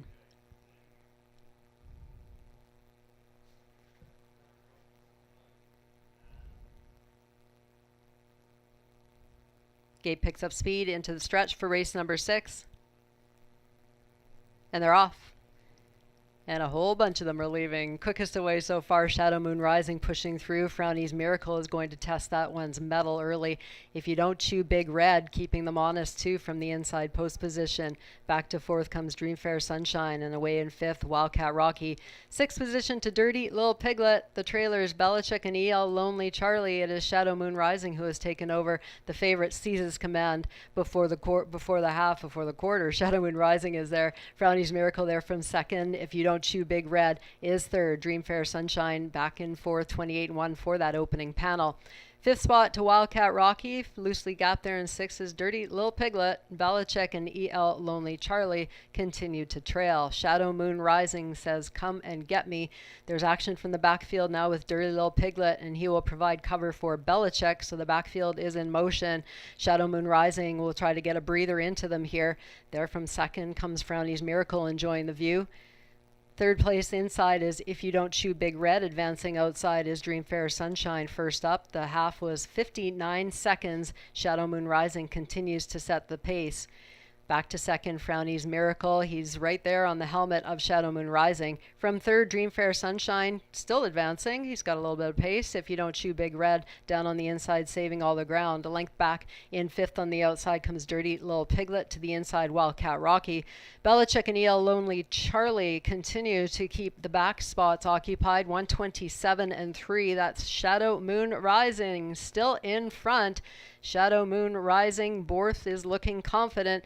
To the outside, Dreamfair Sunshine not quite doing enough. Frowny's Miracle may have a little bit when he gets out. Getting a little wonky gait. It was the Dirty Little Piglet. They turn down the stretch. Shadow Moon Rising. Frowny's Miracle switches to the inside. Dreamfair Sunshine continues to track. But at the finish, it is Shadow Moon Rising to win. Frowny's Miracle getting 2nd. Dreamfair Sunshine. And If You Don't Chew Big Red, 156-1.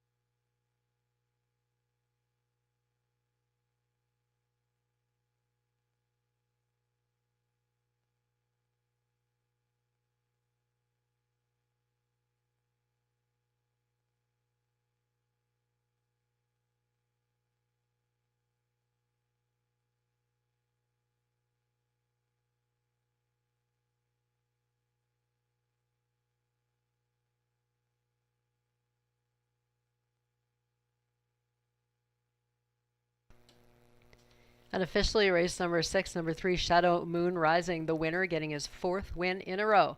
Number 2, Frowny's Miracle, 2nd. 3rd, the 4, Dreamfair Sunshine. 4th, number 1, If You Don't Chew Big Red. And 5th spot to number 5, Wildcat Rocky. 3-2, 4-1-5. Race 6.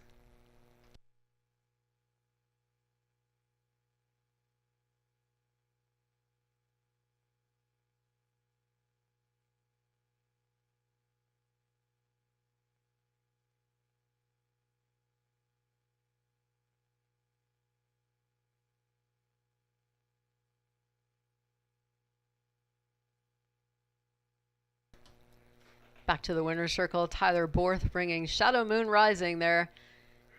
Gets the Grand Slam. 4 wins in a row for Shadow Moon Rising, trained by Sharon Barrington, owned by Rick Ryer, Paul Berberich, and a numbered Ontario Limited Company. This is a Bay Gelding. He's 3 years old by Shadow Play out of the Western Hanover Dam Lofty Yankee, scoring his 5th win lifetime, 4th this year. Continues to roll and delivers as the even odds favorite here in the 6th. That's number 3, Shadow Moon Rising.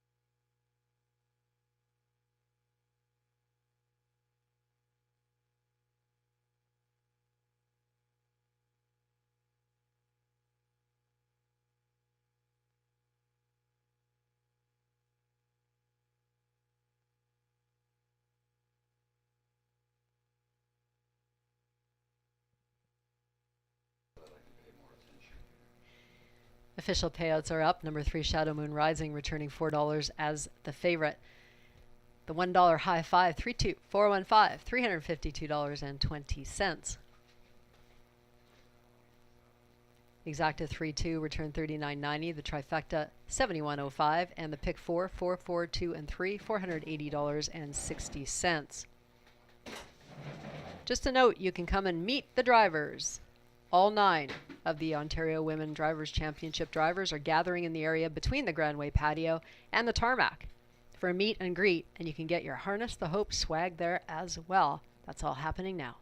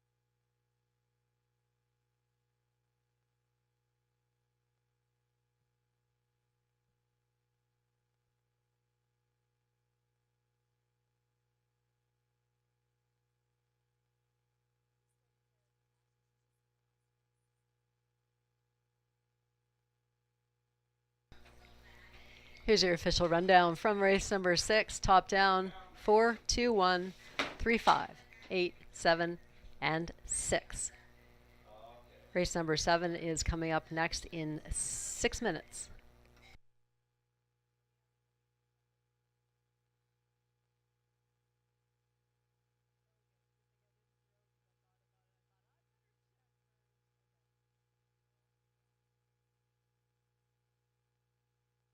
The Ontario Select Yearling Sale returns in 2022. The sale will be held September 25th at Winback Farm of Canada in Inglewood, Ontario. The sale lineup features first crop yearlings from Jimmy Freight, McWicked, and Stag Party. Introducing the first North American yearlings from the bank. For more information, visit OntarioSelectYearlingSale.com.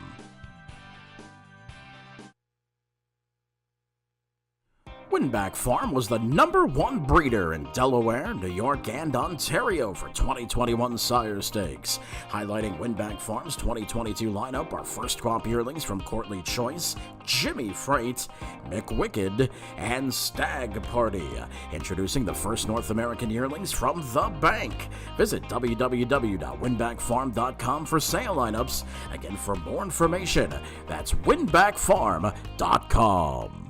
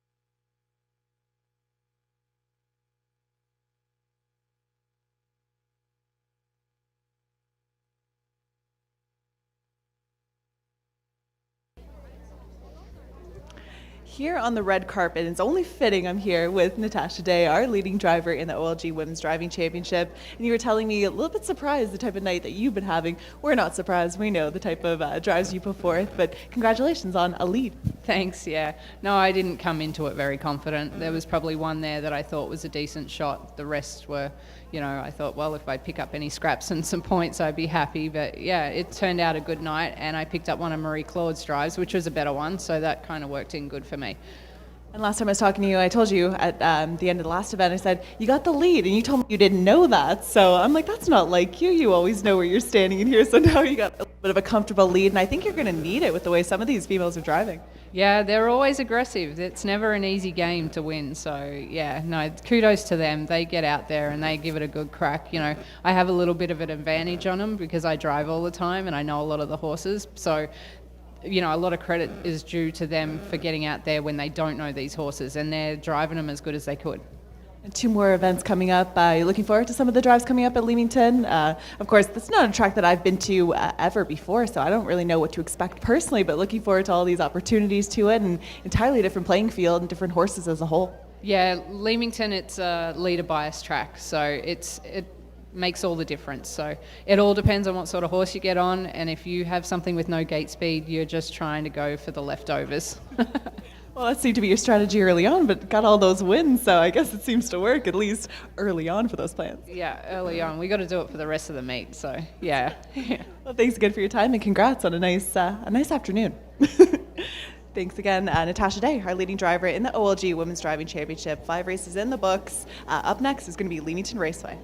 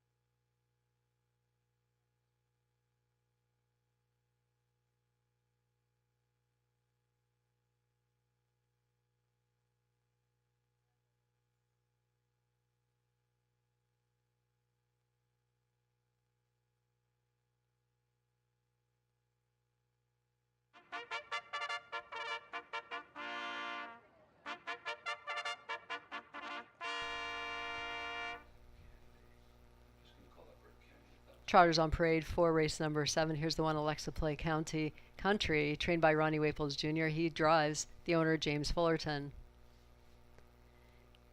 Number 2 is Woodshed. Anthony Hahn will drive, trained by Dave Holliday for Graham Jackson.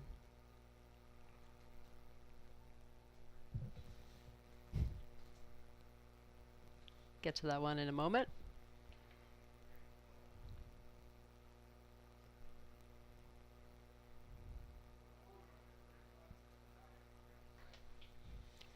There they are, the Woodshed. There's a look at number 3, Don Corleone. Tyler Moore will drive, trained by Jerry McDonald for Levi Keffer.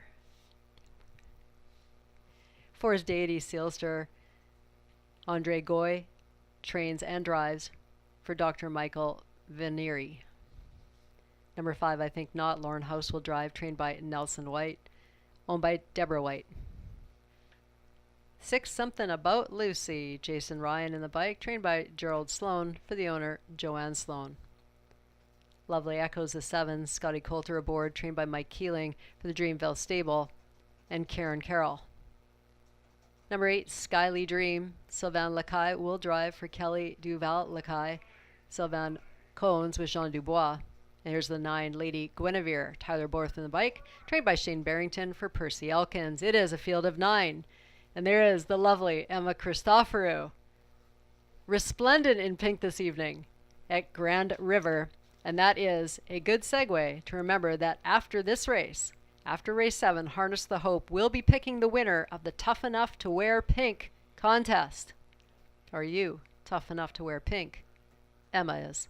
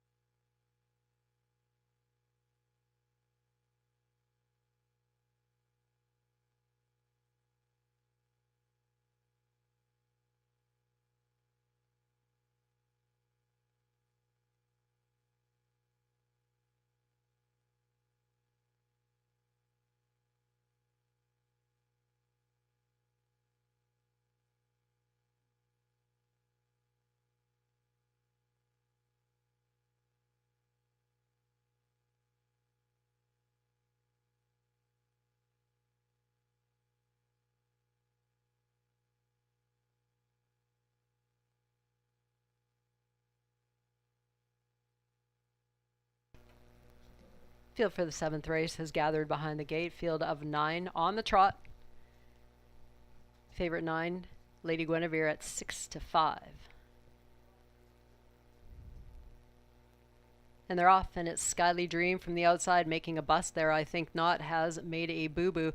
Gapping behind cover there from the second tier was Lady Guinevere. The favorite is a ways back.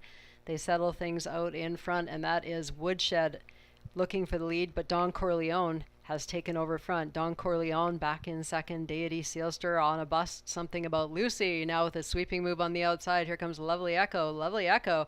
An event-filled race so far. Lovely Echo sets shop in front. Don Corleone is second. Deity Sealster there from third. Couple lengths back to Alexa Play Country from fourth. Woodshed got away in fifth. And we get a look on the outside to Skyly Dream advancing ahead of Woodshed, and back to Lady Guinevere, who's caught the field now, and it is out in front. Lovely Echo at 5-2 is the one to track down. Don Corleone getting a nice trip there from second. Deity Sealster stays in at the pylons from third. Skyly Dream advancing on the outside in fourth. Alexa Play Country saving ground to the inside. To the outside, Lady Guinevere has made up that ground that she conceded early on. Woodshed is back there as well, and I Think Not, He Thought Not. 101 and 1 to the half-mile marker, taken there by Lovely Echo. Lovely Echo quickly opening up. 3-length gap now over Don Corleone. On the outside coming quickly is Skyly Dream. Loosely following that one's cover, Lady Guinevere is trying to get into the race. Deity Sealster has some trot down on the inside. Nowhere to go right now. Alexa Play Country, and closing up is Woodshed. This one is looking like Lovely Echo. Scotty Coulter is going to try to just gas them here. He's up by 6. Lovely Echo is putting some distance between her and the rest of the field in this race. Skyly Dream dropped there for a breather into second. Back in third, Don Corleone. Something About Lucy, Deity Sealster. The favorite's not getting there today. It is Lovely Echo. Lovely Echo has absolutely crushed this field. Lovely Echo by many. Getting it for second, Don Corleone. Finishing third was Skyly Dream.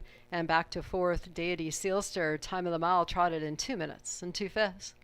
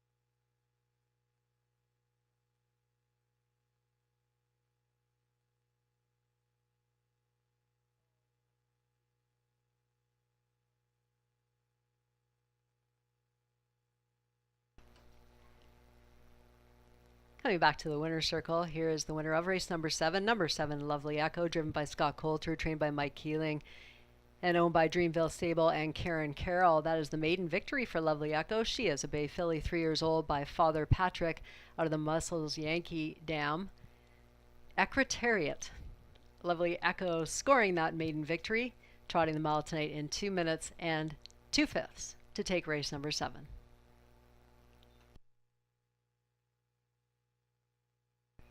Top 4 has been posted unofficially. The winner, number 7, Lovely Echo. Second, number 3, Don Corleone. Third, the 8, Skyly Dream, and fourth, number 4, Deity Sealster, 7, 3, 8, and 4 for race number 7. All smiles for Lovely Echo.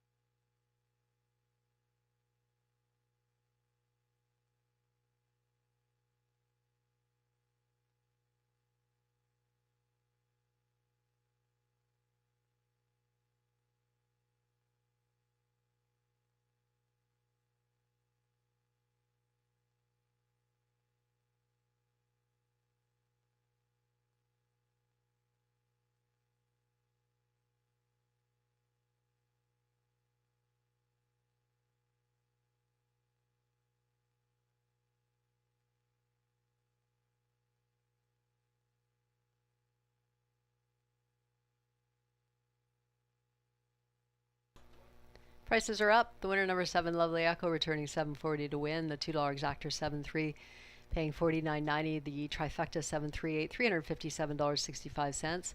The superfecta, 7-3-8-4, $1,129.97. And the pick 3 of 2, 3, and 7, 20-cent ticket gets you $11.32.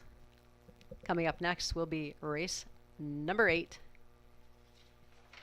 Race number 8, there will be a driver change on number 1, Rangers Shadow. Jason Ryan will drive.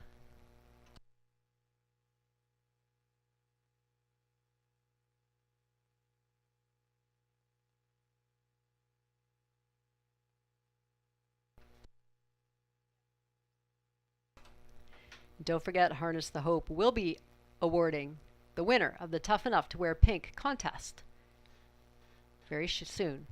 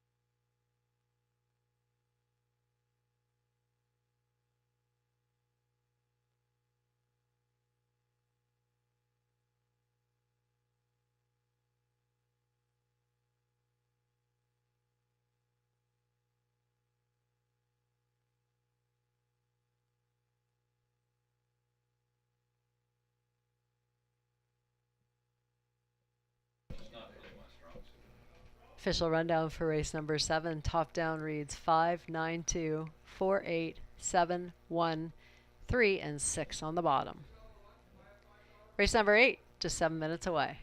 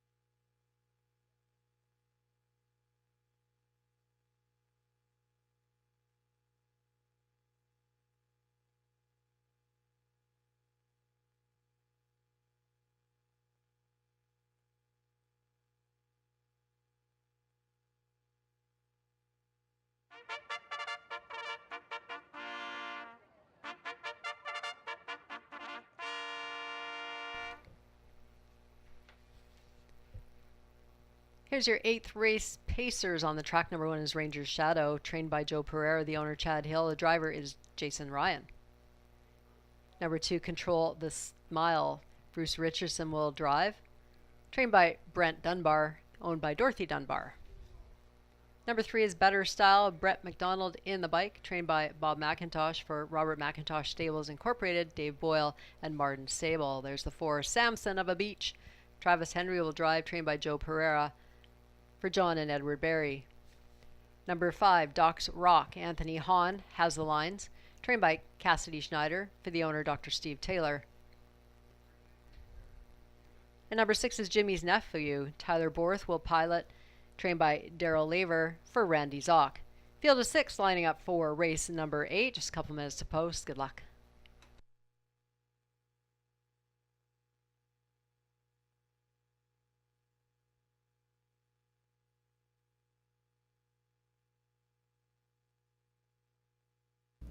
So before we get into this race, there has been a tough enough winner. So of course, the tough enough to wear pink winner, we need you to go to the Harness the Hope table. And without further ado, the winner is Joan Carter. Joan Carter, the winner of the tough enough to wear pink. Do go collect your prize at the Harness the Hope table. Joan Carter. That's so excellent. I've seen a lot of people dressed up here this evening, and if you've shown up wearing pink, thank you so much. I mean, if you don't own any pink, that's okay, but it's certainly been a sea of pink here this evening, and I know there has been a dog out on the tarmac with a pink tail. I saw him first in the first race. I'm like, that is awesome. So, it's been a great night so far. It has been, and Emma Christopher, of course, has her horse, as always, decked out. Got the Harness the Hope logo on the horse, too. It's absolutely incredible, and she always looks the part, always looks like $1,000,000, her and the painted pony included.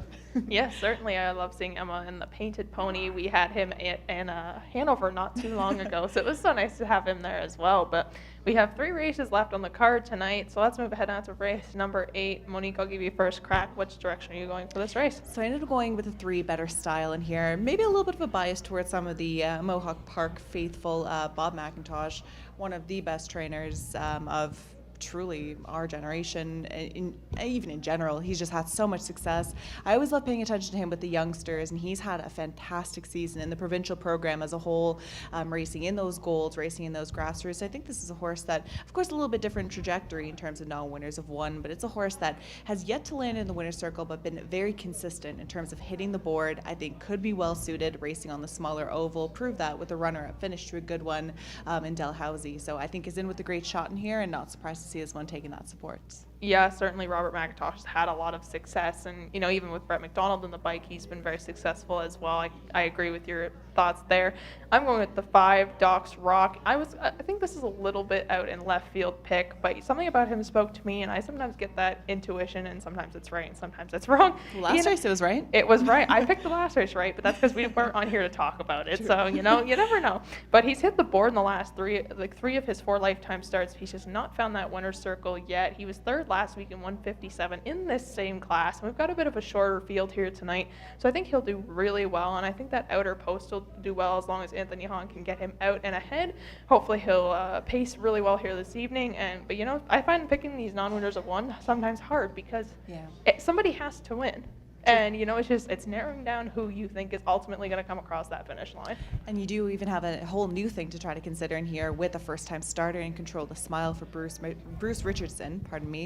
Comes in off of a 3rd place outing in that qualifier. Could be well suited. I mean, well bred, should be able to take well to this half-mile oval here, and just a bunch of question marks in here. Great post to work with, smaller field. And then you kind of look at it. Some of these horses, the starts are starting to pile up a little bit with 5 of them to their name for these 3-year-olds. So we will see if this one's a factor. First asking, did you use in the top 4? Number 2? Yeah. I did not. No, did you not? I questioned coming off just one qualifier, but honestly, like with these non-winners of one, I honestly think sometimes it's just anybody's game. Just a note that on Ranger's Shadow, the 1, the driver changes Jason Ryan. It is not Paul McKenzie. We have 40 seconds to post now, so good luck with all of your wagering selections in race number 8.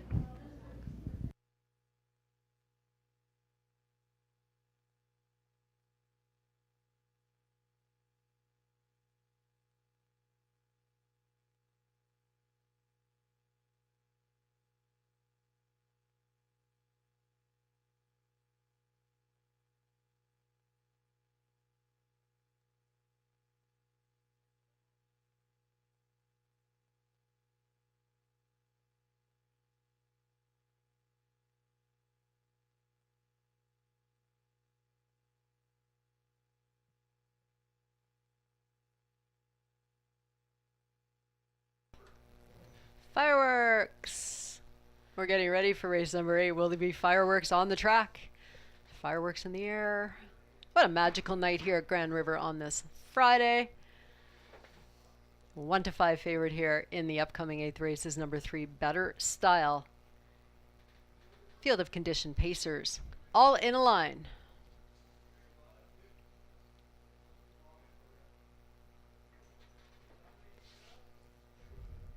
And they're off, and pushing the gate out was Jimmy's nephew from the outside. Following that move is Doc's Rock. To his inside, Samson of a Beach. So the outside 3 will get away. 1, 2, 3.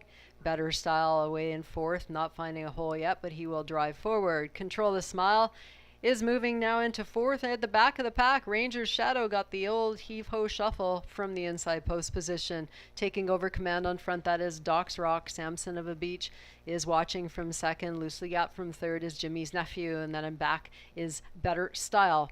The early trailers looking at Ranger's Shadow still at the back, and Control the Smile. Through the opening quarter of 27 and 4, that is Doc's Rock. It is Doc's Rock in front. Samson of a Beach now testing him, going to look to the outside but not come just yet. Jimmy's nephew is still loosely gapped from 3rd. Back in 4th, we see Better Style. They head towards the halfway point with Control the Smile and Ranger's Shadow still at the back. And here's action from Better Style. Better Style now coming with his race on the outside, 58 and 1 through the half. Control the Smile getting more interested now as he moves out of the backfield to test the front runners, and that is number 5, Doc's Rock, still there. Doc's Rock taking on Better Style. Those two working together. Still enjoying the view from 3rd is Samson of a Beach. Hasn't been asked yet. Might have something for the stretch drive. Control the Smile now moving quickly into 4th. Now 3rd on the outside. Back to Jimmy's nephew. And to the outside trying to advance is Ranger's Shadow. They're through the half mile, 58 and 1. The 3/4 was 127 and 3. That's Better Style on the outside. Better Style now taking over from Doc's Rock. Better Style on the outside. Here comes Control the Smile. Still looking for room. Samson of a Beach. But they're headed down the stretch, and it is Better Style still in front. Better Style will take them through the 3/4, 127 and 3. Better Style, Control the Smile down to these two. Better Style, Control the Smile. Better Style hangs on. Control the Smile was 2nd, finishing 3rd. Samson of a Beach back and 4th. Doc's Rock, time of the mile 157 and 4.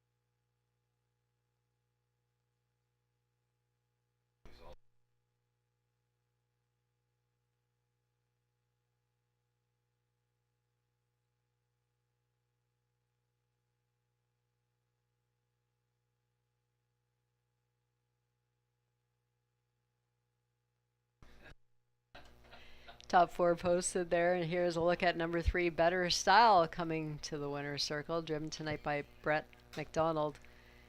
Trained by Bob McIntosh for Robert McIntosh Stable Incorporated. Dave Boyle. And the Mardon Stables. Better Style is a bay colt, 3 years old, by Better's Delight out of the Western Hanover Dam. Strike and Attitude. That will mark the first lifetime win in the 5th lifetime start for number 3, Better Style. Pacing the mile tonight in 157 and 4 to victory.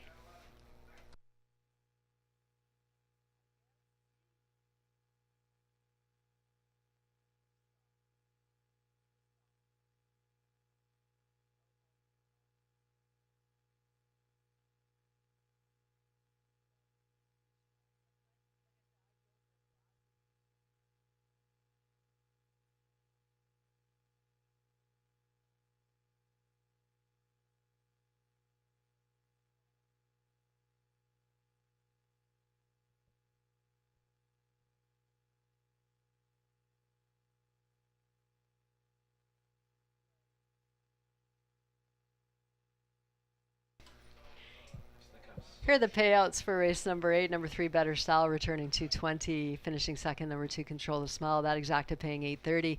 The trifecta 3, 2, and 4, 32.50. Your dollar super 3, 2, 4, 5, $69.50.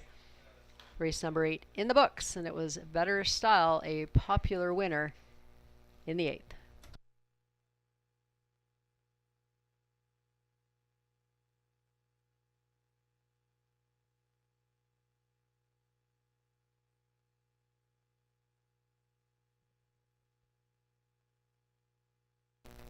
Just a note that Harness the Hope will now be picking the best dressed horse and groom winner, so stay tuned for that.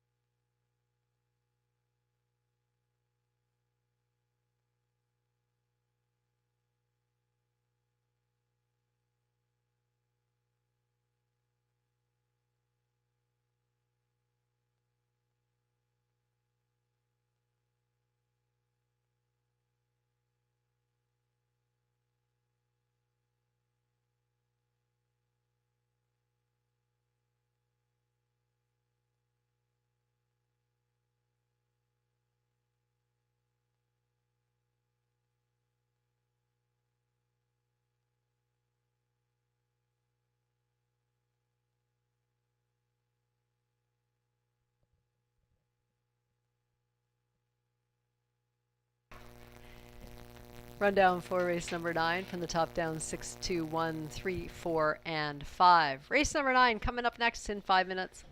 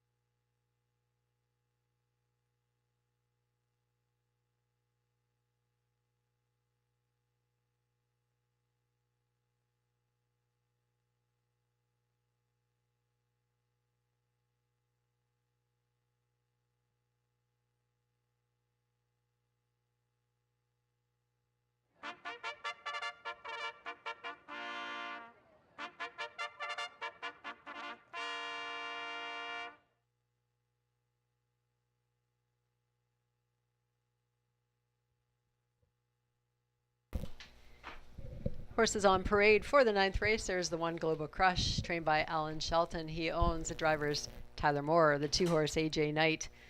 This one trained by Michelle Bowen. Felix Racing Stable owns Brett McDonald in the bike. Number 3, Major on the Beach. Wayne McLean will drive. He trains. Hans Mueller and James Martin are the owners. The 4 is Oki from Muskokie. Scotty Coulter will drive, trained by Shane Barrington for Katrina Barrington. Tyler Borth drives number 5, Chappie's Boy, trained and owned by Paul Chapman. Here's the 6, Harper's Hat Trick. Travis Henry in the bike, trained by Christopher Haskell. He owns with Grant Shelton. Scratch number 7, Strong Enough. It is a field of 6 on the pace for race number 9, coming up in just a couple.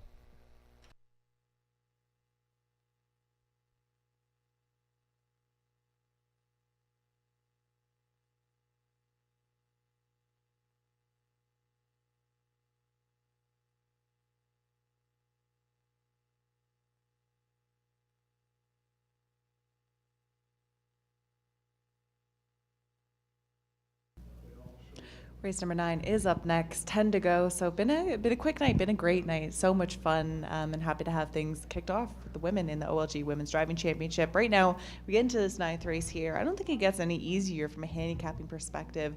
And again, I hate to be the one that kind of picks the favorites, but for me, someone kind of stood out, and that's the 4, Oki from Muskokie. Tried his luck at Grand River in that most recent on August the 5th. And also, I always kind of like to back the hot hand, so to speak, whether it be a driver or a trainer. We know Shane Barrington coming through with his horse earlier on in the card. So I think he has a very, very live drive here, that being Scott Coulter with the 4. Where'd you go? And see, I'm going a different direction. As you can see, my pick is on the screen at the moment. 6, Harper's Hat Trick. He performed really well here last week, winning in 154 and 4 in this exact class. Travis Henry, who's currently in the bike, was the one who drove him to victory last week. He's 4 for 14 on the season. I really don't think he'll struggle to get around this week. We do have a scratch at the 7, so that does make a bit of a shorter field, which I don't think hurts anybody in this case. You know what? I think, but I do agree that 4 looks really good on paper, and I kind of tossed it back and forth between 4 and 6 myself. Well, you do have the edge with Travis Henry, of course, being familiar with that horse. That's something I always kind of like to see, is that familiarity and just drivers having that success. Certain times you can get the best out of a horse, certain drivers, certain trainers. Sometimes that's why we get those trainer changes, driver changes, and it can spark the best and spark big efforts. And Travis Henry has had that success coming in off of a win in the most recent too. Certainly, I do look for that driver-horse relationship, and sometimes you do get that bond where they do perform really well together, and other times it just doesn't work out. It's no different than any humans knowing each other and any human to animal, right? Like, it's just that bond is there sometimes, and sometimes it's not. But it seems like that bond is there for these two, and I know Chris Haskell did really fairly well last year, and this horse did perform decent last year. He was 8 for 18 on his season and made over $48,000. So he raced fairly well. He's not had quite the same luck so far this year, but it's still only August, so you never know. But yeah, I'm excited to see how this plays out. Me too. So as for us, 10 tonight. So this is your final opportunity to play that late double wager. So make sure to hurry to get your wagers in. Just under a minute to post. And really quickly, Katie, anyone that you want to throw out as a price play, someone to use underneath, any type of value in this race? I actually, for my second choice, I went with Chappie's Boy, who I know that they've put up on the screen there a few times. The 4, 5, and 6, I was tossing between. I think it's going to come down the wire to those 3, honestly. Chappie's Boy he won back on July 29th here in Grand River in 155 and 2, and in this class as well, actually, and was second last week, same kind of thing, in 154 and 4. If he can keep up that speed, he might surprise some of you, and he's currently 3 to 1. So if you mix some of these horses together, you might get a nice price with an exacta or a trifecta. I like it. I like those thoughts. Just under 15 seconds to hurry, so you have to hurry to get your wagers in for race 9. Do keep in mind this is your final opportunity to play that late double wager. Good luck.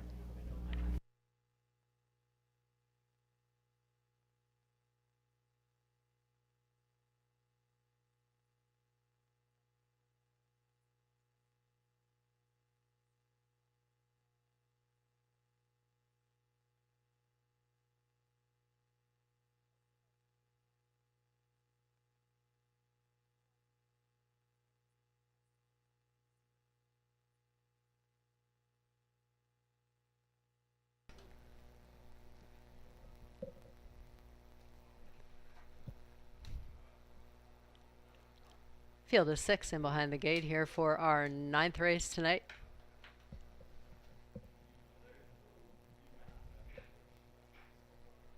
Pacers picking up speed coming into the stretch. And they're off. Gapping the gate was Global Crush. Leaving quickly away was Oki from Muskokie. Also from the outside, Harper's Hat Trick had to think about it. And now going to take back. Chappie's Boy will move in front of him, as out in front, Major on the Beach will clear AJ Knight, who settles for second. Back in third is Oki from Muskokie, and then it's Chappie's Boy. Harper's Hat Trick, and the early trailer is Global Crush. Pacers move to the half. Here's a quick brush and a rush from Oki from Muskokie. Oki and Muskokie will get to the front, take over from Major on the Beach. 28 seconds was the opening fraction. AJ Knight can see them from third. The favorite Chappie's Boy is back in fourth. And then it's Harper's Hat Trick, and Global Crush continues to trail. So out in front after that quick move, Scott Coulter looking for another win. He's got Oki from Muskokie controlling the tempo. Major on the Beach. Good prices there in second and third with Major on the Beach and AJ Knight. Chappie's Boy has got lots of options where he is in fourth. Back to Harper's Hat Trick and Global Crush now tightening it up from the back. The half went 57.29 seconds flat for that second fraction. Oki from Muskokie setting a reasonable tempo. Major on the Beach enjoying the view from second. Now on the outside advancing comes Chappie's Boy. AJ Knight to the inside. Back in second overflow now is Harper's Hat Trick advancing quickly on the outside. Global Crush continues to trail the group. Oki from Muskokie leads this field of 6, and he heads to 3/4. Oki from Muskokie getting company from Chappie's Boy. 28 and 2 third split, 21:25 and 2 4 3/4 time. On the outside, here is Chappie's Boy. On the inside, it's Oki from Muskokie. Harper's Hat Trick trying to throw his hat into the ring. Oki from Muskokie, Chappie's Boy as they head down the stretch. Here they come. It is Chappie's Boy taking over in the outside. Tyler Borth and Chappie's Boy will get the win. Finishing second, Oki from Muskokie. Back in third was Harper's Hat Trick. Time of the mile, 1:53 and 4.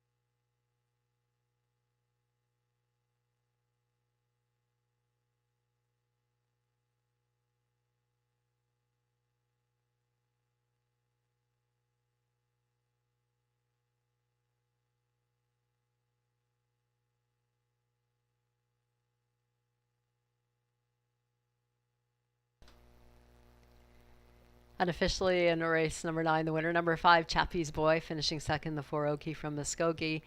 Third, number 6, Harper's Hat Trick, and fourth was the 1, Global Crush. 5-4-6-1 is what your superfecta ticket should look like. Time of the mile was 1:53 and 4 in race 9.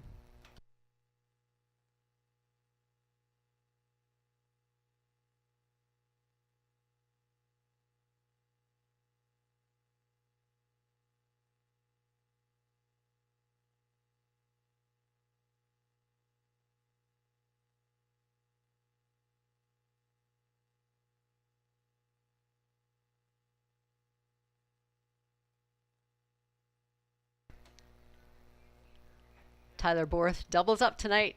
Here he brings number 5, Chappie's Boy, to the winner's circle. The owner, trainer, and the breeder, Paul Chapman.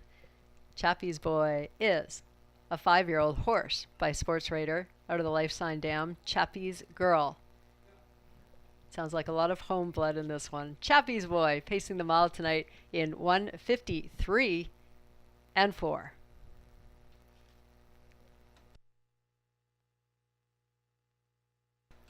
Smiles all around as that's a new lifetime mark for Chappie's Boy.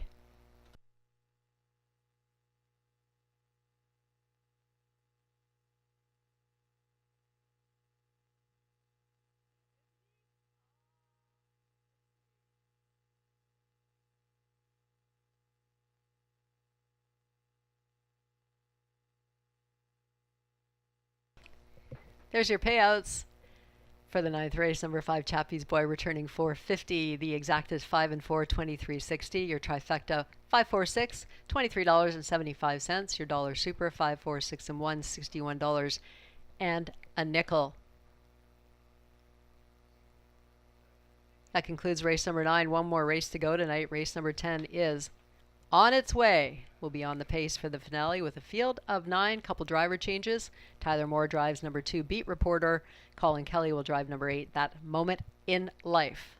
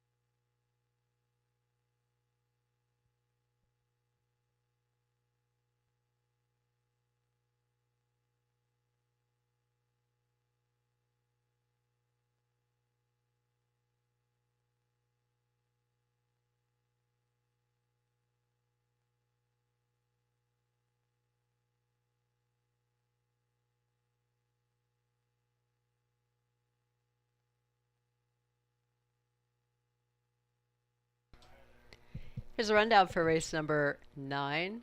Top down reads 4, 6, 5, 2, 1, 3, and scratch. 10th race coming up next. 6 minutes to post.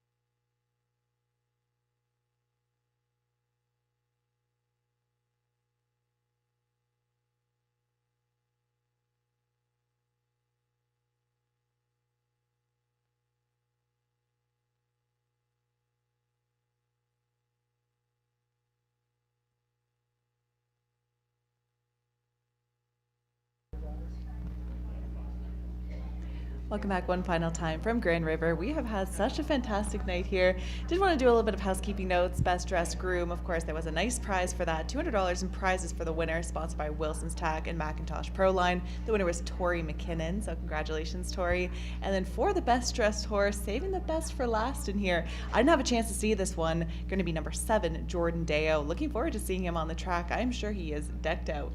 Yeah, I'm sure he is. I missed when he was warming up there about 45 minutes ago, so I'll have to make sure I watch when post parade comes out to see how dressed he is. So, of course, looking forward to this 10th and final race, but Katie and I just wanted to say thank you so much to everyone for coming out here. Thank you to the team here at Grand River. It's been such a wonderful event. I know we share that sentiment, and same with the female drivers. I know OLG, the women competing in there have had a great time. It's been a lot of fun, been a great turnout too, so I just wanted to say thank you. Yeah, certainly. A big shout out to the team here at Grand River. They've treated us like royalty tonight, and all the ladies have been saying the exact same thing. We got to catch up with them after race number 5, and they all had a great night here, and I think everyone's looking forward to leg 4 in Leamington in the last weekend in September. It's been a great night, and I'm sad it's over already. Like, it feels like we planned it for so long, and they just go by so freaking quick, and I wish they draw it out a little more, right? Enjoy the moment. But you know what? It's happened, and I'm looking forward to leg number 4.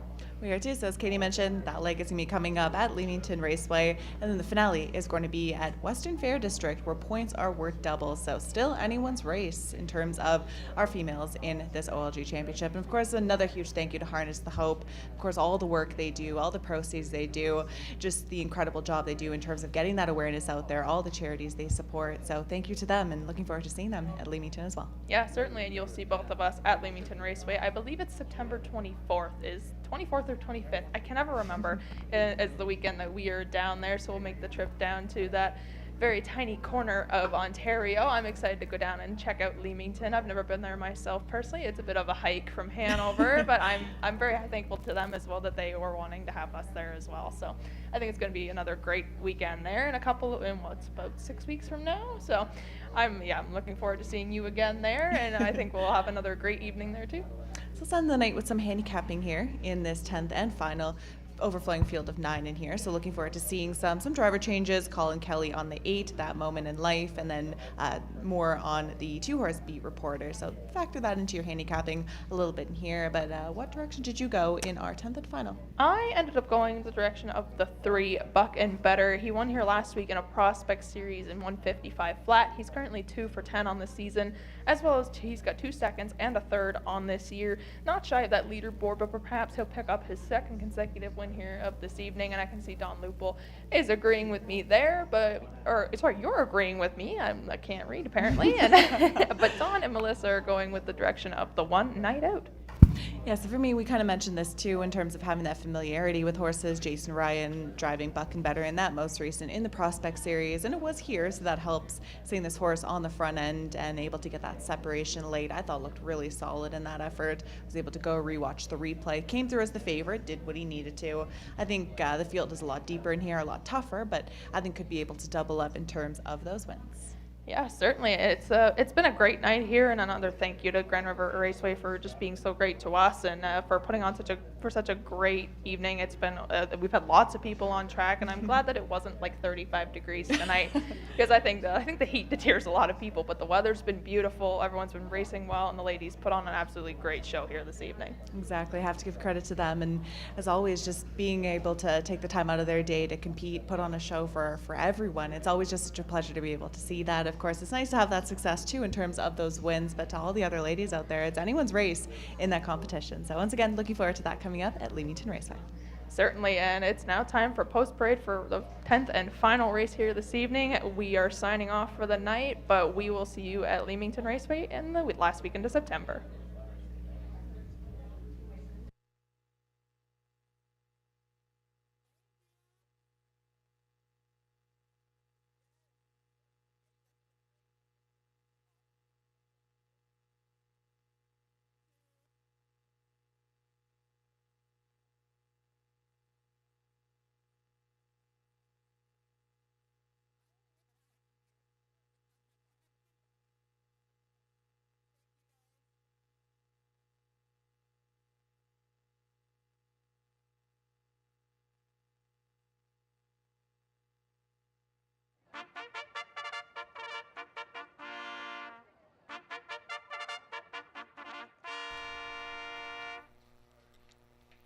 Race number 10 on parade, a field of conditioned pacers. Here's the one, Night Out, driven by Brett McDonald, trained by Bob McIntosh, owned by Robert McIntosh Stables, and Randy Lipa.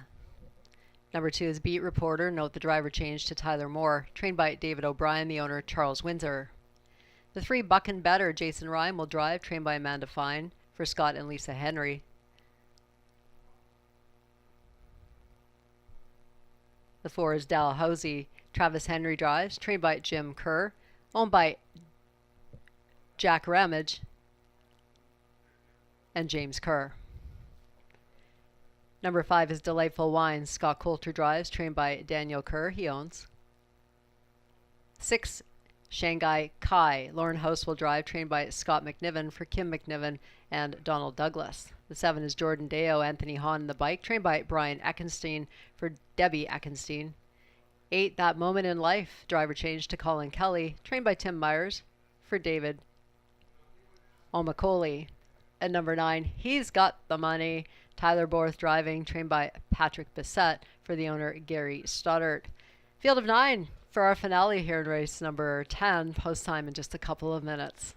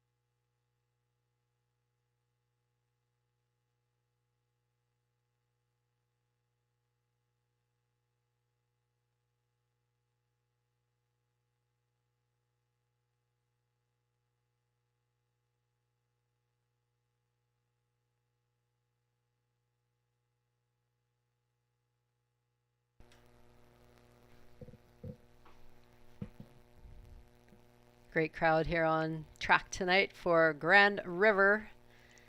Special Friday night racing tonight. Congratulations to everyone who participated. And a special thank you, of course, to Harness the Hope. 10th race favorite is number 3, Buck and Better at even odds. Field of 9 and behind the gate. It's post time. And they're off from the outside. That Moment in Life looking to leave, along with Delightful Wine to his inside. Buck and Better and Night Out also cruising on through. Contested early pace here as Buck and Better looks to take over from Night Out early. There's a fall. We had a spill here. We've had a spill in the backfield. Drivers just noticed we've had a spill in the backfield. And out in front, this has affected the large part of the field here. Several horses being scattered here. It's just the 1 and the 3, Night Out and Buck and Better. This race is going to be called off. Ladies and gentlemen, notice there's a horse traveling the wrong way on the track. Heads up, everybody. This race will be declared a no contest by the judges. Sirens are flashing for the safety of everyone involved. This race is going to be declared a no contest, unfortunately, here in the 10th.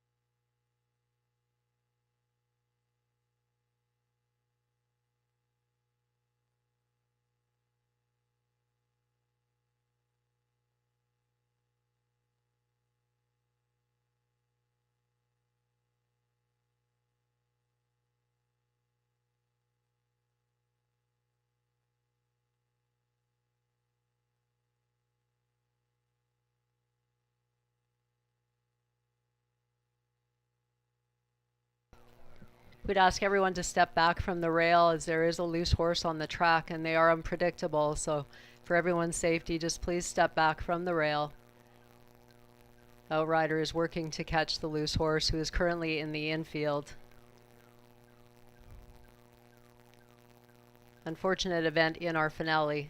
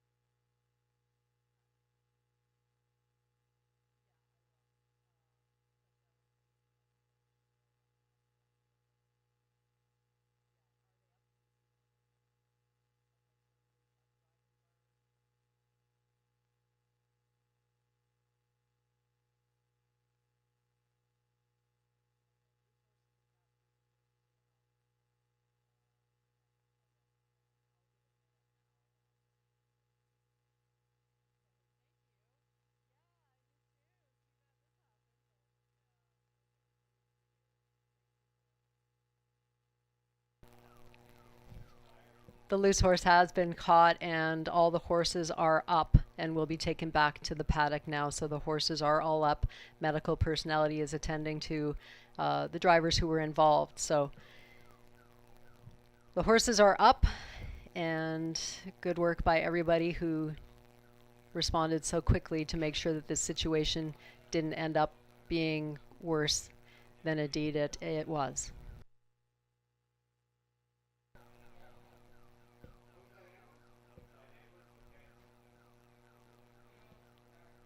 We do appreciate everyone coming out tonight. An unfortunate incident to end out our spectacular evening, but again, we want to thank all the sponsors who were involved tonight for putting on such a sensational evening of racing, with the OLG Ontario Women's Driving Championship taking place earlier in the card.